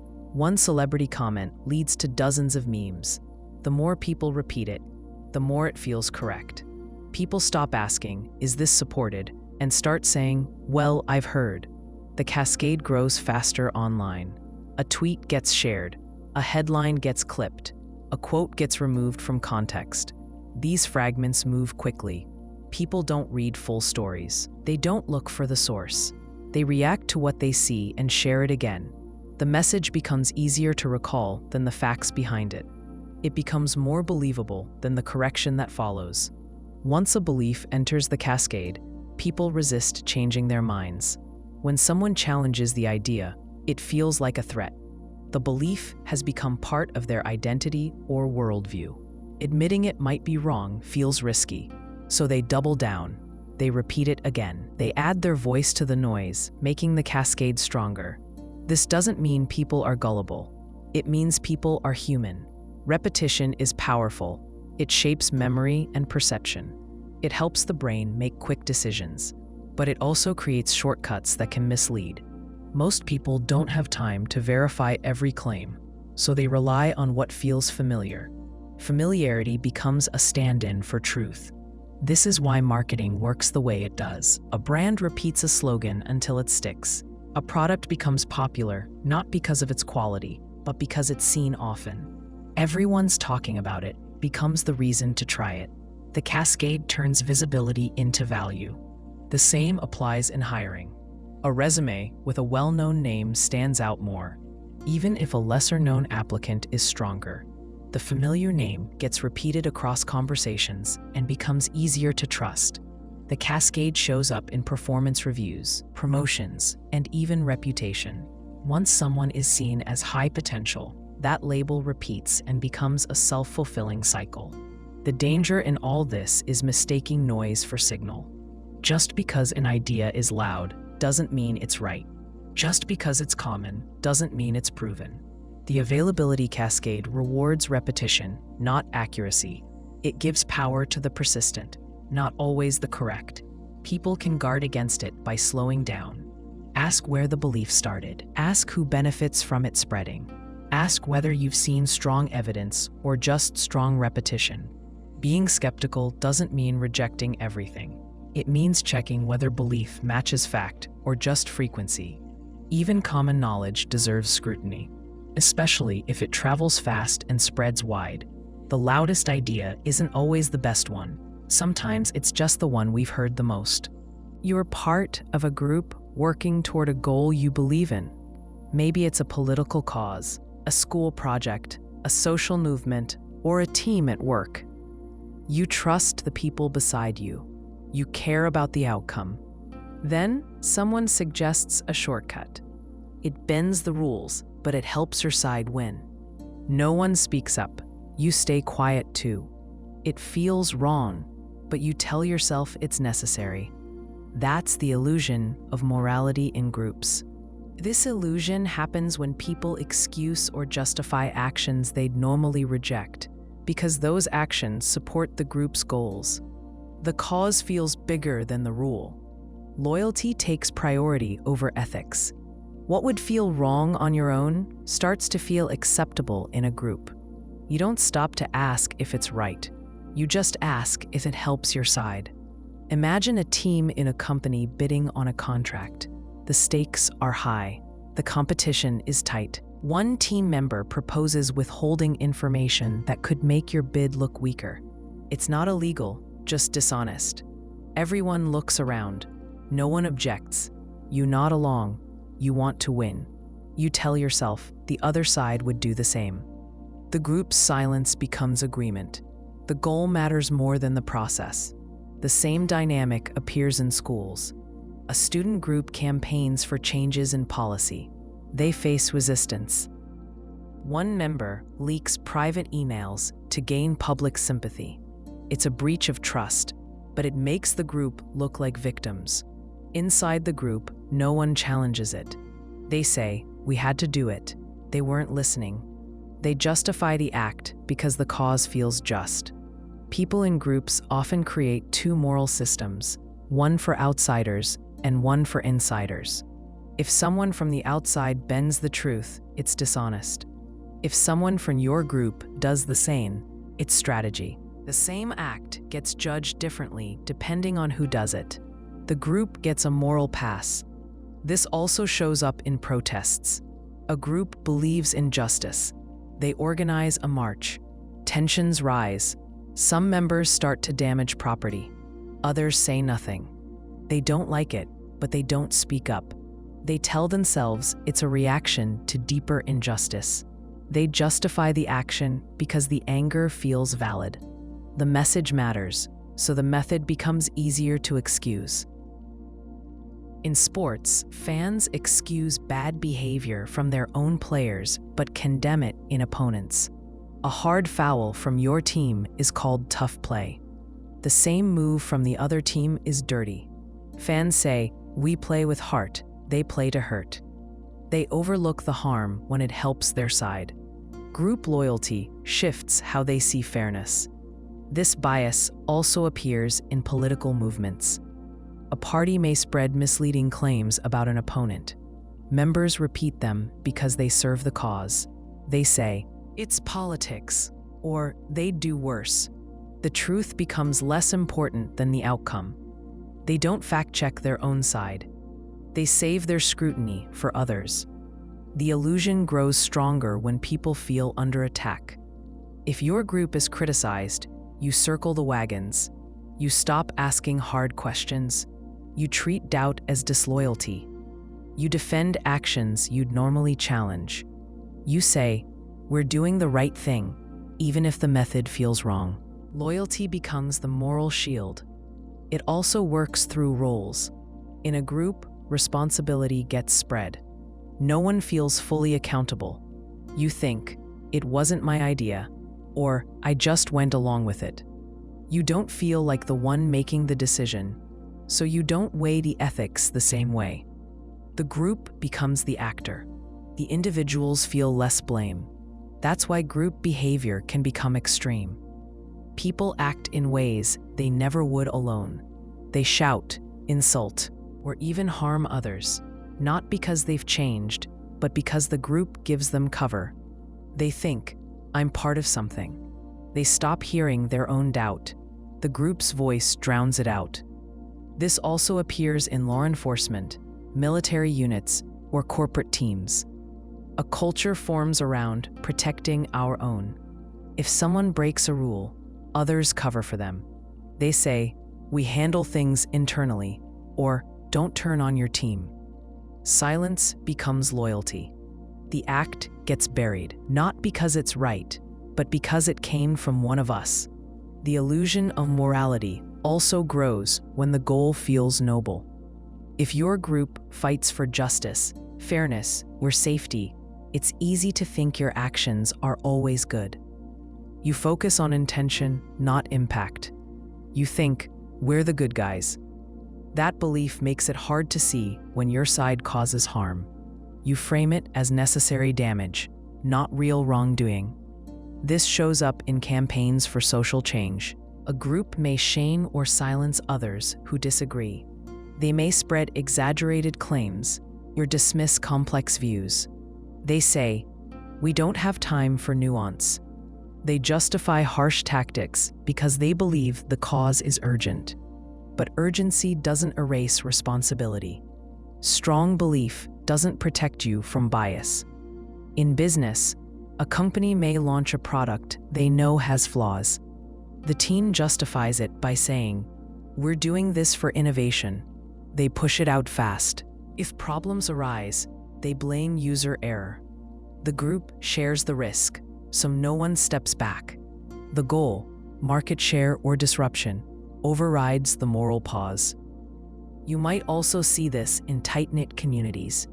A leader crosses a line, but followers defend them. They say, they've done so much for us, or they didn't mean it like that. They protect the person because the group feels safe under their leadership. They ignore harm to keep the group intact. What makes this illusion hard to notice is that it feels like integrity. You tell yourself you're standing by your values, but often you're standing by your group, and the values bend to fit. You don't feel dishonest, you feel committed. That's what makes the illusion strong. It hides behind good intentions. It helps to ask, would I feel the same way if someone from another group did this? Or would I be okay with this if I weren't involved? Those questions strip away the group lens. They bring your values back into focus. Loyalty is not wrong, but when it blinds you, it stops being strength and starts becoming excuse. Being part of a group doesn't remove your moral compass. It just makes it easier to ignore. The more you care about the goal, the more likely you are to overlook the means. You don't have to break away from the group, but you do have to keep asking questions, even when everyone else stays quiet, especially then. You're in a group discussion. Someone asks if you recycle. You say yes. Maybe you do sometimes. Maybe you're not sure where the recyclables end up. But in that moment, saying yes feels right. It makes you look responsible. You want to be seen as someone who cares. That small shift, saying what sounds good instead of what's completely true, is social desirability bias. This bias happens when people change what they say or do to seem more acceptable to others. It's not always a lie. Often, it's a soft adjustment. You downplay opinions that might cause conflict. You overstate good behavior. You align yourself with the values you think others admire. You want to be seen in the best light, especially in public or around people you respect. Imagine filling out a survey at work. One question asks how often you take breaks. You know your manager values hard work, so you say you take fewer breaks than you actually do. You don't want to look lazy. Another question asks if you've ever disagreed with company policy. You have, but you say no. It feels safer. You adjust your answers not to deceive, but to fit the expected image. This bias appears often in research. When people are asked about drinking, smoking, voting, exercise, or charity, their answers lean toward what sounds better. In a survey, Someone might say they vote in every election, but if you check the records, they've missed a few. They don't want to seem careless. They want to match the behavior society approves. The effect also shows up in interviews. A job candidate says they love working in teams. In truth, they prefer solo work. But they believe the interviewer wants a team player, so they shift. They also say they always meet deadlines, even if they've missed a few. The goal isn't to lie. It's to match the traits they think are valued. That's how this bias works. It nudges truth toward approval. In friendships, this bias can lead to quiet discomfort. Someone in the group makes a joke you find inappropriate. You don't laugh, but you don't say anything either. You want to be polite. You don't want to make it awkward. Later, someone asks what you thought. You say it was fine. You hide your real reaction to stay likable. The group's expectations shape your response. People also use this bias to signal morality. If someone asks your view on a social issue, you might echo the mainstream opinion, even if you're unsure. You don't want to seem ignorant or indifferent. You say the right thing, even if you haven't thought it through. You present the version of yourself that fits the current norm. That version may be only partly real. This happens in classrooms. A teacher asks a question about fairness or justice. Students raise their hands to say what sounds ideal. They speak about equality, kindness, or responsibility. But their real choices outside the classroom might not match those words. They say what they think the teacher wants to hear. Their answers reflect the room, not always their deeper beliefs. Social desirability bias also appears in online spaces. On social media, people post about causes, books, habits, or diets that reflect well on them. They show the healthy meal, but skip the late-night snacks. They mention the podcast, but not the reality show. They present values that get praise. That doesn't mean the posts are fake. It means they're curated. They're shaped to earn approval. This bias is stronger in groups where norms are clear and judgment is likely. In a religious setting, people overreport how often they pray. In health clinics, people underreport risky behavior. In communities focused on environmentalism, people overstate their green habits. Everyone wants to belong. The longing often means adjusting your image. Sometimes the bias goes deeper. You not only say what sounds good, you start to believe it. You tell people you support a cause. Over time, you feel pressure to act like someone who supports it. You attend events, donate money, and share articles. Some part of you aligns with it, but part of your involvement comes from the desire to stay consistent with your public image. You're managing how you're seen, not just acting on conviction. This doesn't mean people are fake. It means people are social. They learn what traits earn praise and which ones draw criticism. They shift to avoid judgment. The more visible the setting, the stronger the shift. When responses are anonymous, people tend to be more honest. When others are watching, answers lean toward what's approved. You also see this in parenting. A parent says they never raise their voice, but in private, they sometimes do. They want to be seen as patient and calm. They report the ideal, not the actual. They believe they're mostly telling the truth, but they leave out the moments that don't fit the image. They want to feel and appear in control. Even in romantic relationships, social desirability plays a role. On first dates, people say they love reading, hiking, or cooking, especially if they think their date values those things. They highlight parts of themselves that match. They tuck away the rest. The goal is connection. But sometimes, what gets revealed isn't the full self. It's the version that seems most desirable. This bias can block honest conversations. In a team setting, no one says they're confused because they want to look competent. In a family, no one admits they're hurt because they want to appear strong. Everyone plays a role. Everyone protects the image. Real concerns go unspoken. Real problems grow underneath. The bias doesn't disappear with awareness, but it weakens. When people feel safe to be honest, when judgment is low and curiosity is high, they share more real views. When the cost of truth is low, truth shows up. In those spaces, people admit doubt, struggle, or contradiction. They stop trying to sound right. They start speaking for themselves. Social desirability bias reminds us that appearances matter, even more than we'd like to admit. People want to be accepted. They want to be seen as good. That's not weakness. That's part of being human. But the cost of constant self-editing is that the real self stays hidden, even from the person doing the editing. Over time, it gets hard to know what's true and what's performance. The version built for others becomes the only one that gets to speak. You're in a meeting. A senior manager suggests a new process. You don't understand it, and it doesn't sound useful. But no one questions it. People nod. A few take notes. The manager moves on. Later, in private, someone admits they had doubts too. But in the moment, the manager's title was enough. That's the authority illusion. This bias happens when people accept ideas, orders, or claims simply because they come from someone who appears to be in charge. The actual quality of the idea doesn't matter. What matters is who said it. The person's rank, uniform, tone, or credentials become proof. People assume that authority equals expertise, but perceived authority doesn't guarantee insight, fairness, or good judgment.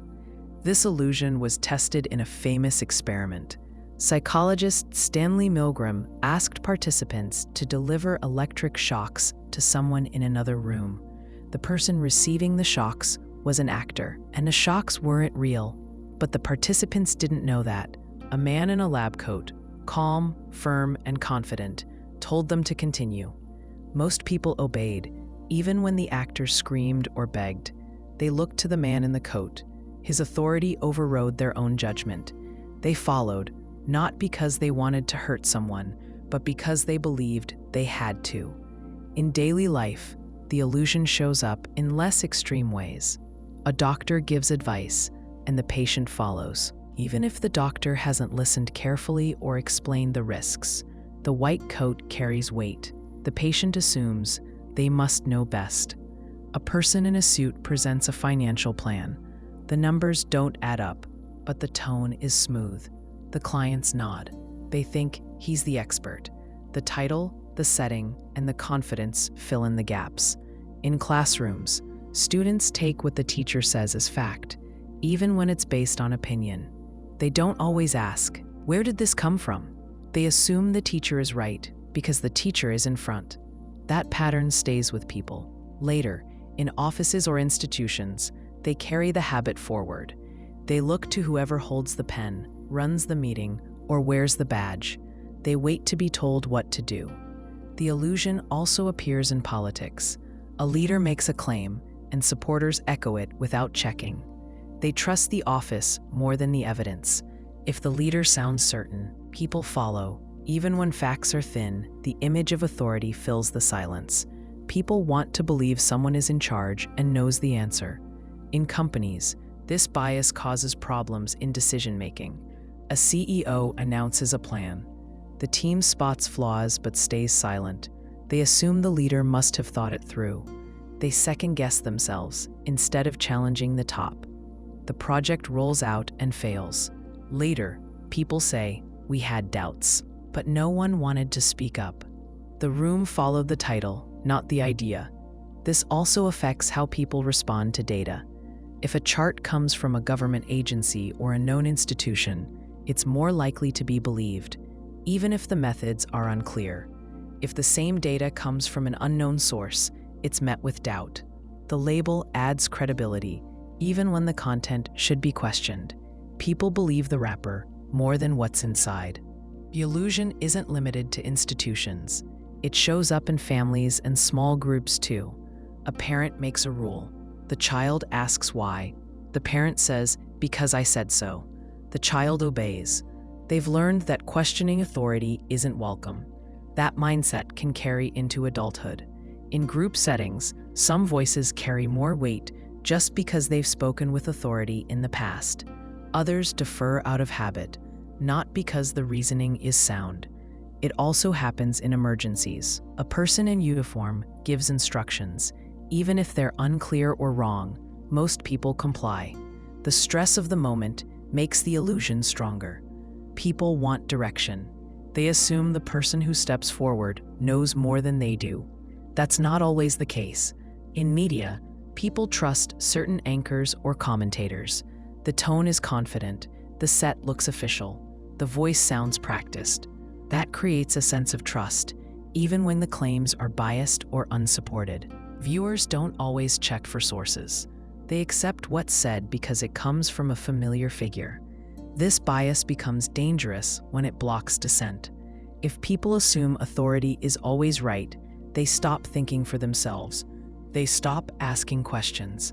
That opens the door to misuse of power. History has many examples of leaders making terrible decisions while others followed in silence, not because they agreed, but because they didn't know how or didn't feel safe to say no. In hiring, people sometimes choose a candidate based on where they went to school or who they've worked for. The names on the resume seem like proof of ability, but titles and affiliations don't always reflect skill. A candidate without the same labels might have better ideas, but they're overlooked because the illusion of prestige is strong.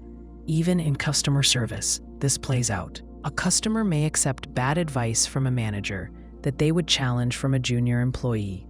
The higher rank gives the appearance of competence, even when it's missing. The customer adjusts their expectations based on the role, not the substance.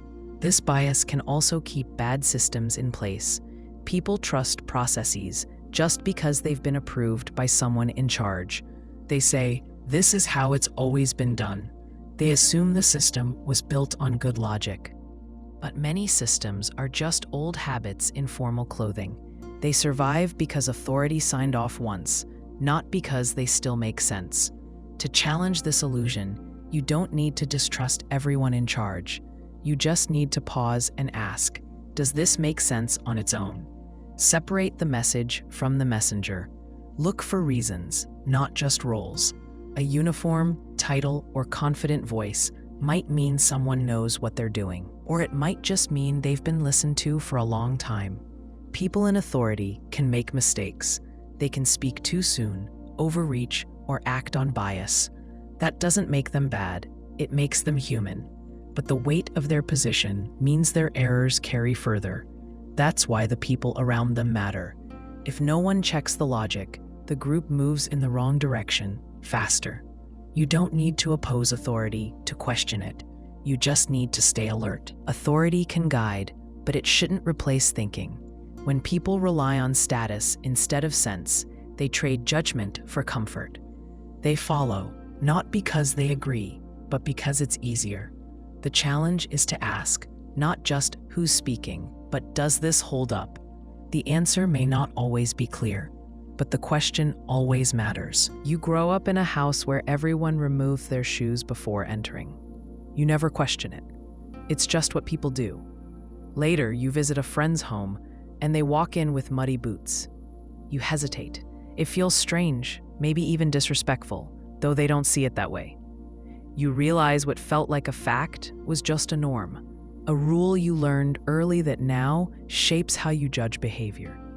That's the anchoring of social norms. Anchoring means that the first version of a rule, value, or behavior you encounter becomes your starting point. Everything else gets measured against it. Social norms, especially the ones you grow up with, work like anchors. They tell you what's appropriate: strange, rude, kind, lazy, strong, or fair. Once those anchors are in place, they don't just fade. They set the tone for how you see the world. If you're raised in a culture where elders make decisions without input, you might expect the same in other areas, at school, work, or even in friendships. If someone asks you to challenge a superior, you hesitate. It feels wrong, even if it's encouraged in that setting. That early anchor, respect equals obedience, shapes how you read power and voice. In another case, imagine someone raised in a culture that values bluntness. People speak directly, even about uncomfortable things. They don't hide critique behind politeness. For them, honesty is kindness. Then they move to a place where indirect speech is common. They're told they're rude. Their anchor tells them they're being respectful. The clash is not just about words. It's about what those words signal within different anchored norms. This anchoring affects how people see fairness. If you grow up in a place where tipping is standard and expected, you might feel uneasy when someone skips it. It seems wrong, maybe even selfish. But someone from a culture where tipping isn't common may see it differently. They don't think of it as optional generosity or basic decency. They think it's the business's job to pay its workers. Both people think they're doing the right thing. They just started from different anchors. Social anchors shape how people judge relationships. In some families, it's normal for adult children to live with their parents until marriage. That's seen as responsible and respectful. In other places, staying at home past age 18 is seen as immature or dependent. People form strong opinions about these choices without realizing their judgment is based on what they learned first, not what's objectively right or wrong. The anchoring of norms appears in dating too. One person thinks paying for a meal means something serious. Another sees it as casual and kind. One expects daily texts as a sign of interest. Another thinks space is respectful. The friction comes from mismatched anchors. The behavior doesn't change. What shifts is the meaning attached to it.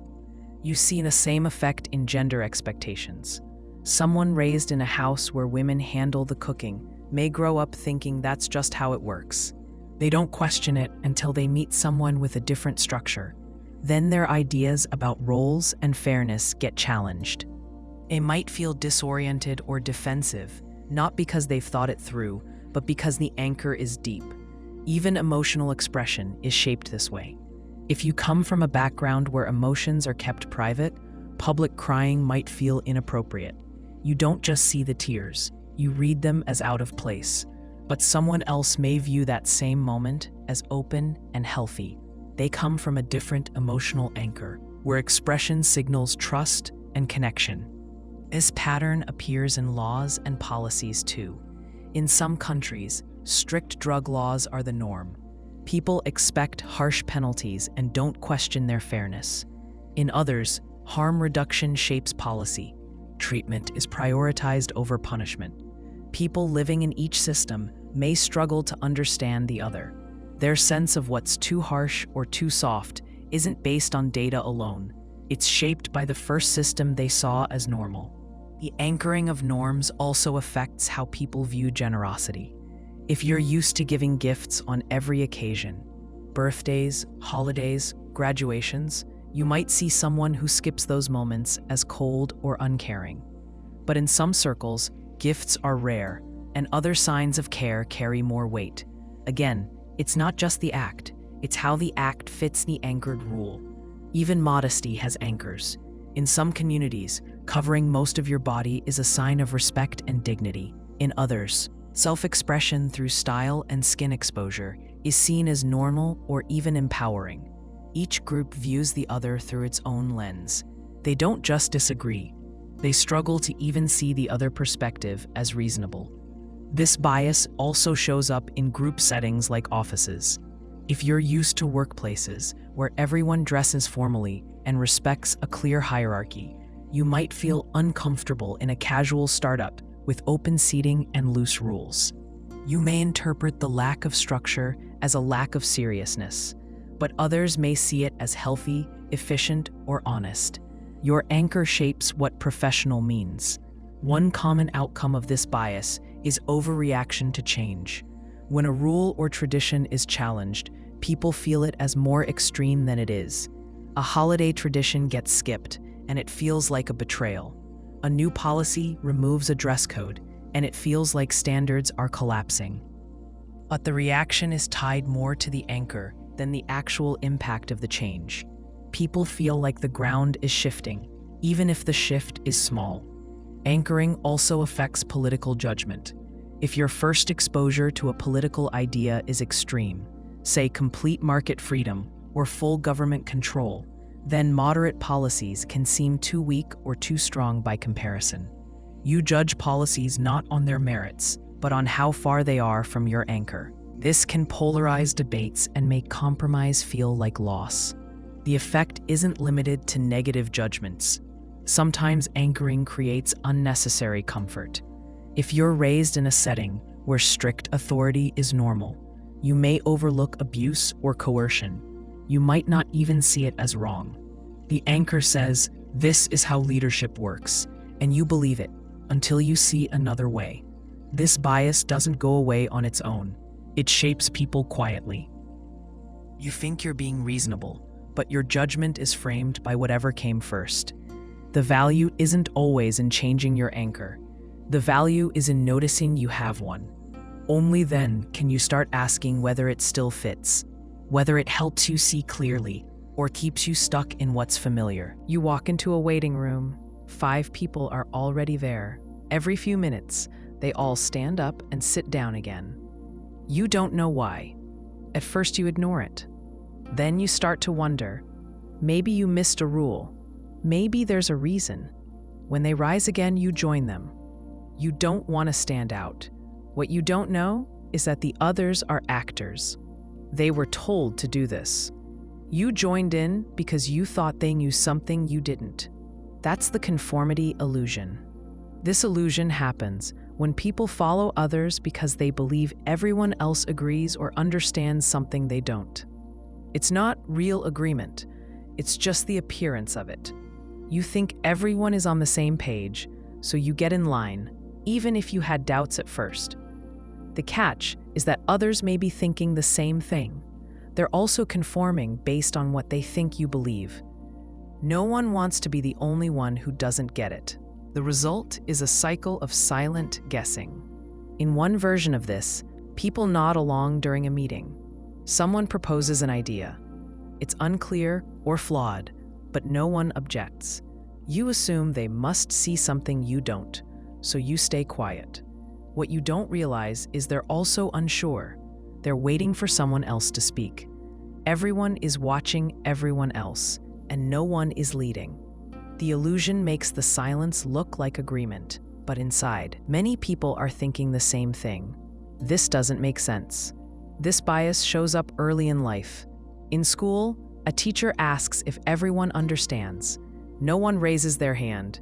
You're confused, but so is the person next to you. Still, you both stay silent. You think the silence means others understand, but most of the class may be just as lost. You match what you see, not what's true. The illusion often grows stronger in groups where social pressure is high. In tight-knit teams, families, or peer circles, people want to be liked and accepted, so they adjust to the group's tone, even when they disagree. You laugh at a joke you didn't find funny. You pretend to enjoy an activity you dislike. You think it's just easier this way. But by going along, you add weight to the illusion. Others take your silence or smile as a sign of agreement. They adjust too. You see this in cultural norms. A group might have a tradition that no one really enjoys or believes in anymore, but people continue with it, thinking others value it. They never ask. They never say anything. Each person silently wonders, why are we still doing this? But the appearance of agreement keeps the tradition alive. It stays in place, not because it's wanted, but because no one wants to be the first to step away. The illusion affects personal beliefs too. Someone might assume that most people around them hold a certain opinion about religion, politics, or values. They don't speak up about their own view because they think it's the minority. But others may feel the same and also stay silent. Everyone holds back, thinking they're alone. That silence becomes a kind of fake consensus. This pattern also shows up in groupthink. A team is working on a product launch. They've made key decisions. A junior member notices a flaw but hesitates to speak. Everyone else seems so confident. Later, after the launch fails, several team members admit they had concerns too. No one said anything because no one else did. The illusion of conformity kept them quiet. They were following a signal that didn't reflect reality. In social settings, the same dynamic plays out. You're at a dinner, and everyone is drinking. You don't really want to, but it looks like everyone else is on board. You pour yourself a drink.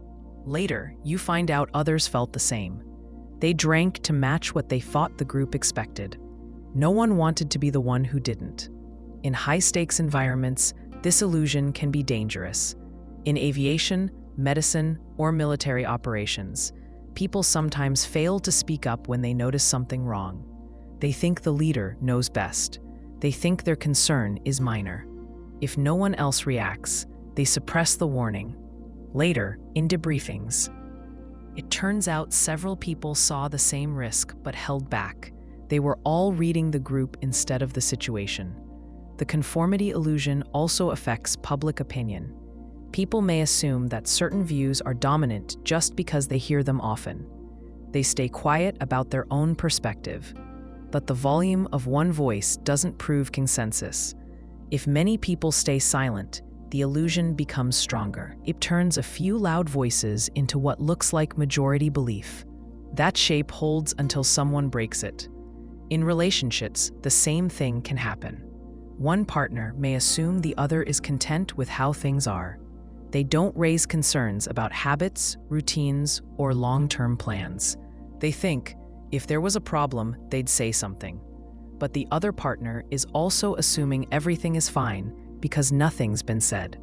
Both are reading silence as approval. Neither is speaking their full truth. The illusion doesn't just lead to agreement, it shapes behavior. If you think everyone else is comfortable with a certain tone, level of risk, or kind of humor, you follow suit. You don't want to be the one who's too serious, too sensitive, or too different. You adjust without checking. That automatic shift locks the illusion in place. People often underestimate how much influence they have. They think their silence doesn't matter, but it does. Each person's small reaction adds to the picture others are reading. When you go along with something you don't agree with, you make it harder for others to speak up. When you say nothing, you support whatever is happening, even if you don't mean to.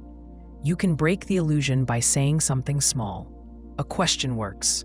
Does this make sense to everyone? Or is everyone on board with this? That's often enough to shift the tone. Once one person speaks, others feel safer to do the same. The illusion depends on silence. It breaks with voice. The hardest part is that the illusion feels real. You think you're reading the room accurately, but often you're reading a mask. Everyone is waiting for someone else to go first. You can't see doubt if everyone is hiding it. The illusion of conformity doesn't come from pressure alone.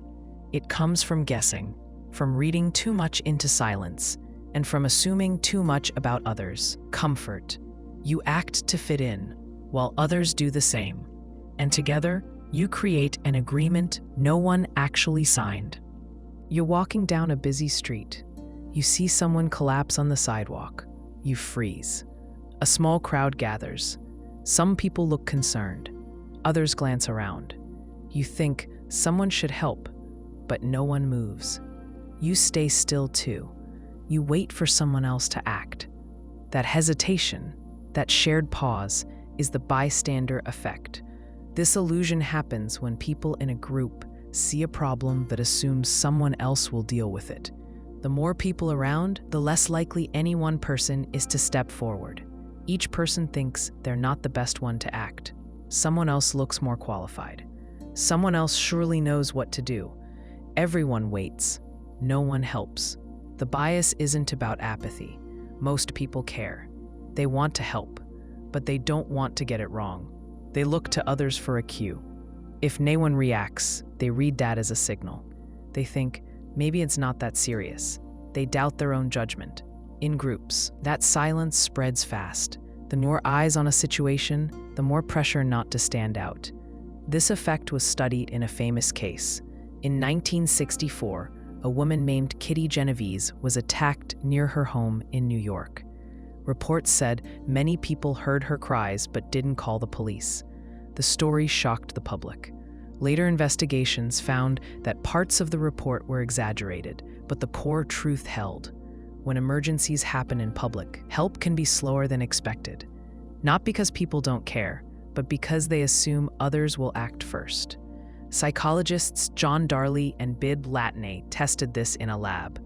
They had participants sit in rooms, thinking they were part of a group discussion. During the session, one participant faked a seizure over an intercom. When people thought they were the only one hearing it, they helped fast. When they thought others were also listening, they waited. Some never acted. The more people believed were present, the slower their response. Responsibility felt shared, so no one felt fully responsible. This illusion shows up outside of emergencies. In offices, a problem gets raised. Maybe a project is falling behind or a process is broken. Everyone sees it. Everyone agrees it's an issue, but no one fixes it. People assume the manager will deal with it, or the person who brought it up will follow through. Weeks pass, the issue stays. Not because no one cares, but because no one owns it. In classrooms, a student might say something inappropriate or hurtful. The teacher hears it. Other students hear it, but no one speaks up. Everyone waits. They think the teacher will say something. The teacher hesitates, thinking it wasn't loud enough to make an issue of. The moment slips past. The silence becomes the group's decision, even though no one meant for that to happen. You see this in group chats too. A message goes out asking for help or feedback. Many people read it. No one replies. Each person thinks, I don't have much to say, or someone else will respond. The person who asked feels ignored, even though many people were just unsure if their input was needed. The quiet feels personal, but it's actually collective hesitation. The bystander effect grows stronger when the situation is unclear.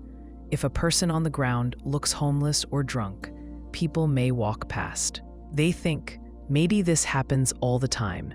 They don't want to overreact. They don't want to offend. They wait to see if anyone else is alarmed. If no one reacts, they keep walking. That delay, that check for others' reactions, is what makes the illusion grow. The effect can also show up in digital spaces. A video of abuse or injustice gets posted. It spreads quickly. People comment, share, and express outrage. But when it comes to reporting the content or contacting someone who can help, few people do. They assume others already have. They think, this must have reached someone by now. The illusion of collective action replaces real action. One reason this bias is so strong is because of how people read crowds. You scan the group for signs of certainty. If everyone looks calm, you tell yourself not to panic. If no one is moving, you stay still. You take your cues from others. But they're doing the same thing. Everyone is watching. No one is leading. The group mirrors itself instead of responding to the problem. This also happens in social circles. Someone is going through a hard time. Friends notice changes. Less contact, more distance, but no one checks in. They don't want to intrude. They assume someone closer has already reached out. The person in pain feels isolated, not because no one cares, but because no one knew it was their place to step in. Even in team projects, the illusion plays out. A task is up for grabs. It's clear someone needs to do it, but no name is called. People wait. They don't want to volunteer if someone else is already planning to. They think, if it really mattered, someone would have spoken up. Deadlines slip. The team suffers, but no one meant to drop the ball. They just thought the ball was already caught. The illusion breaks when someone takes ownership. One voice asking, is someone helping them?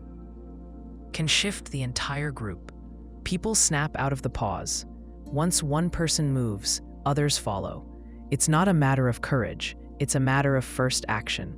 The group needs a cue. Without it, silence keeps the problem in place. Naming the moment helps. Saying, I'm not sure what to do, but I think we need to do something, can open the door. People don't always need clear answers. They just need someone to show that action is allowed. That reminder clears the fog of hesitation. What makes the bystander effect hard to notice is that it feels safe. You tell yourself you're being thoughtful, cautious, respectful. You assume there's a better person for the job. You don't want to embarrass yourself or others. But that delay, multiplied by a group, becomes the real danger.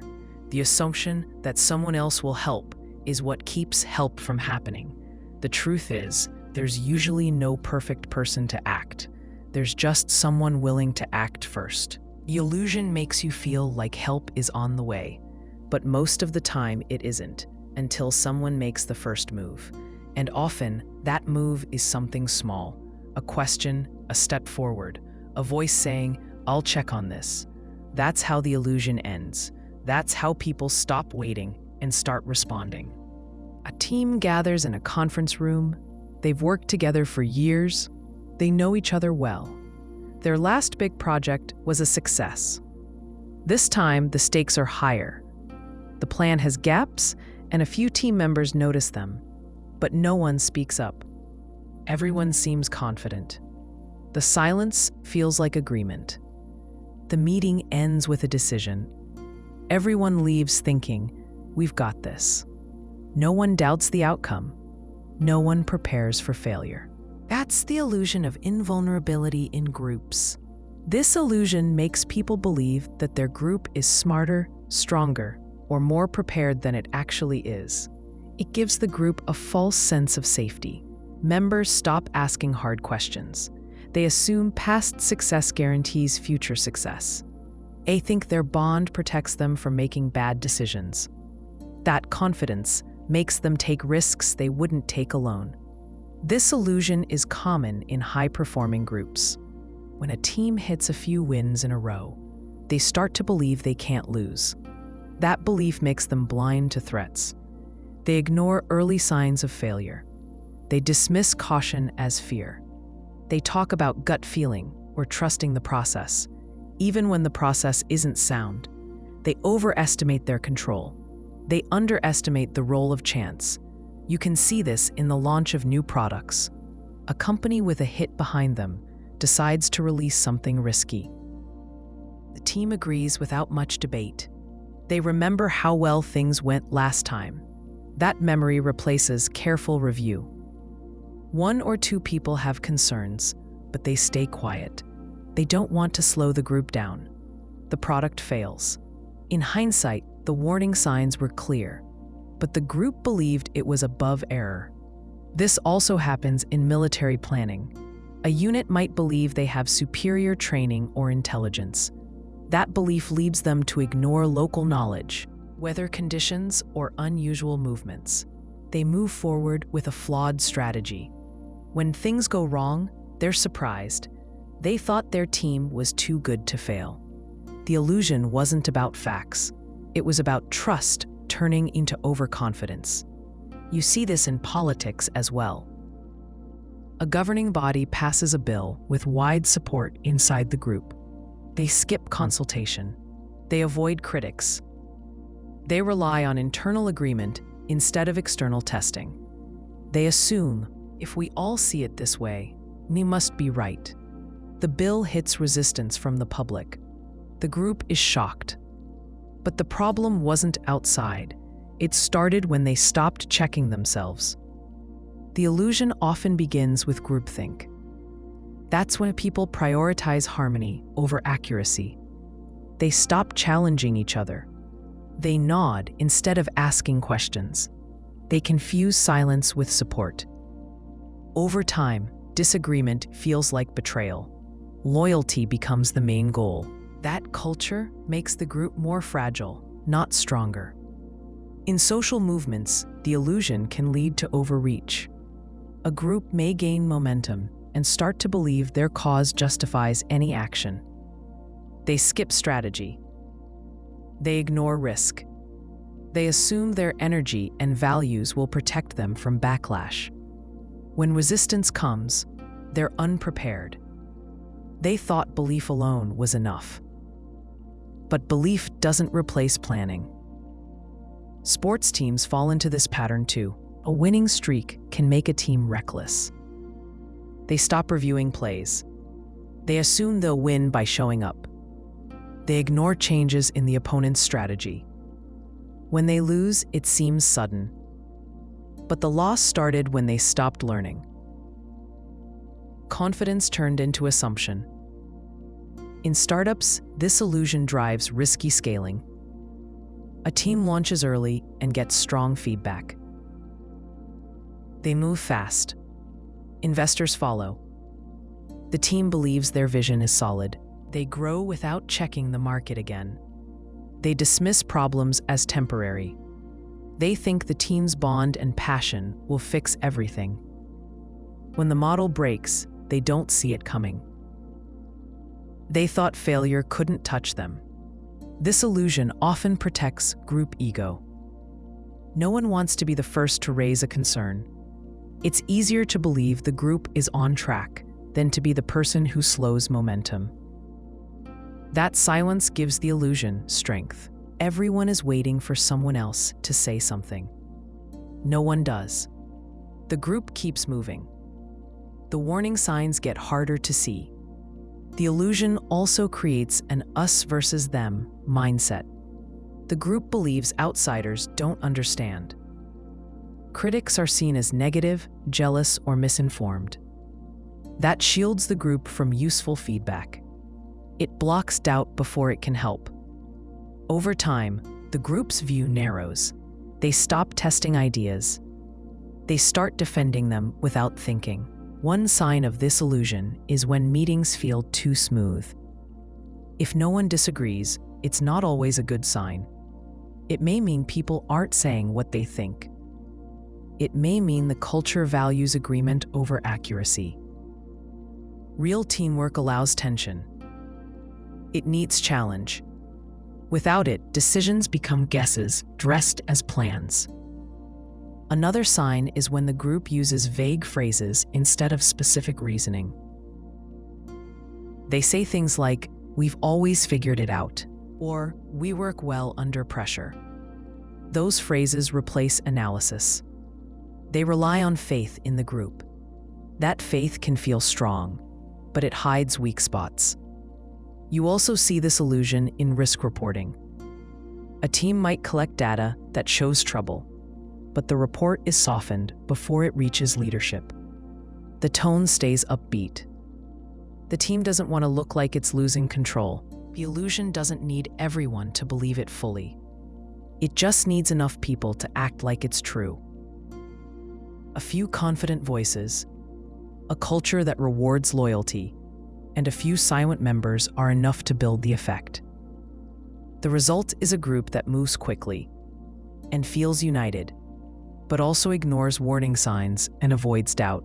It protects its image at the cost of its accuracy.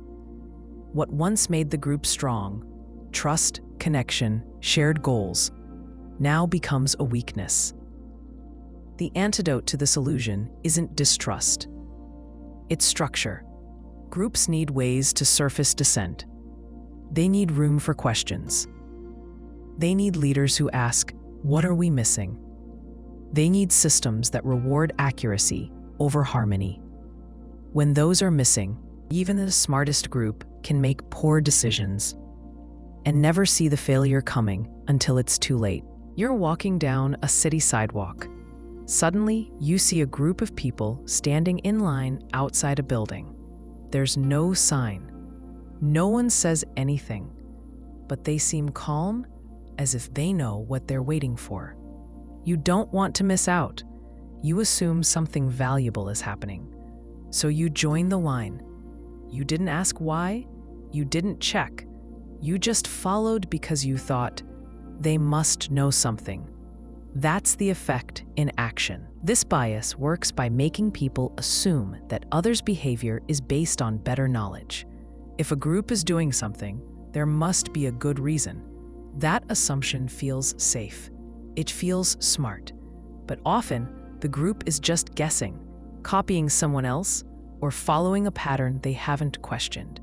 The chain of logic is missing. The appearance of certainty replaces actual reasoning. You see this often in markets. If people start buying a product, others follow. They think the early buyers must know something about quality, value, or future success. The crowd grows fast. The product sells out. Later, it turns out the early demand came from a single influencer or a well-placed ad. There was no secret knowledge, just visible momentum. The market responded to the signal, not the facts. In workplaces, this effect shapes how projects are prioritized. A senior leader shows interest in an idea. Other departments start shifting resources toward it. No one wants to be left behind. People assume the leader knows something they don't.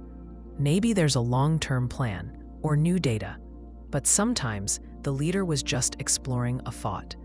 The sudden shift in focus creates a cycle. People act on the assumption, and the assumption becomes the reason for more action. This also happens in crisis situations. If people start moving in a certain direction, others follow without asking why. In emergencies, that can be useful, but it can also be dangerous. During building evacuations, people often head toward the door where others are going, even if it's not the nearest exit. They assume the crowd has better information. But sometimes the first person just guessed. The effect appears in finance too. Investors watch others buy into a stock or fund. They think someone must know something. That drives demand. The price rises. More people join in. This builds a bubble. The rise in value isn't based on solid analysis.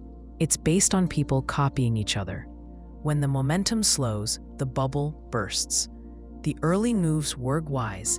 They were just early. In schools, students may adopt study habits based on what they see others doing.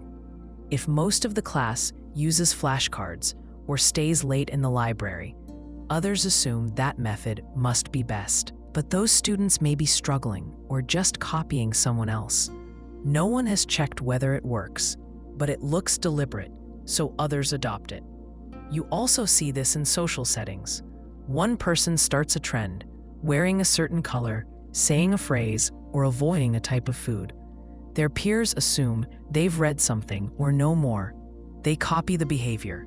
It spreads.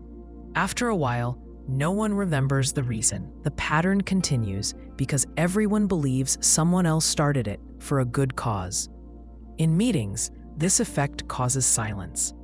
If a complex topic is raised and no one reacts, others assume the silence means understanding or agreement.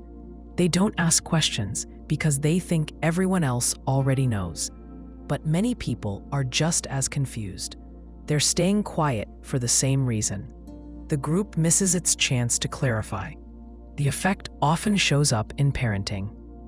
A parent may sign their child up for a certain program or activity, not because they believe in it, but because other parents are doing it.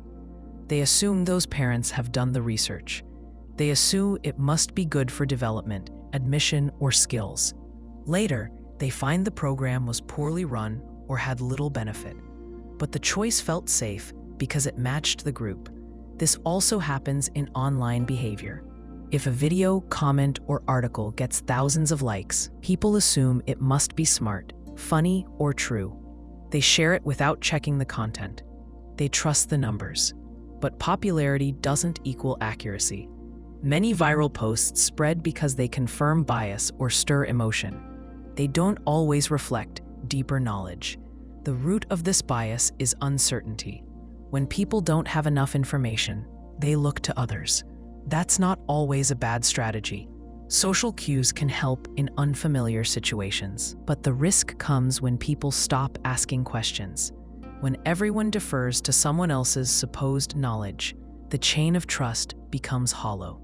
No one is actually checking the facts. This pattern builds faster in large groups. If you see one person do something odd, you question it. If you see 100 people doing it, you accept it. The number becomes its own argument. That's why some errors scale quickly. A mistaken idea gains force because it looks common, not because it makes sense. The effect can also block good ideas. If someone suggests a new approach and no one reacts, others may avoid it. They assume the silence means the idea is weak. But the silence may just be hesitation. If no one speaks first, the idea fades.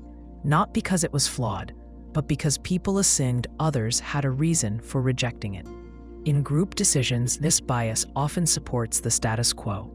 if everyone else seems fine with the current plan. You don't challenge it, even if you have concerns.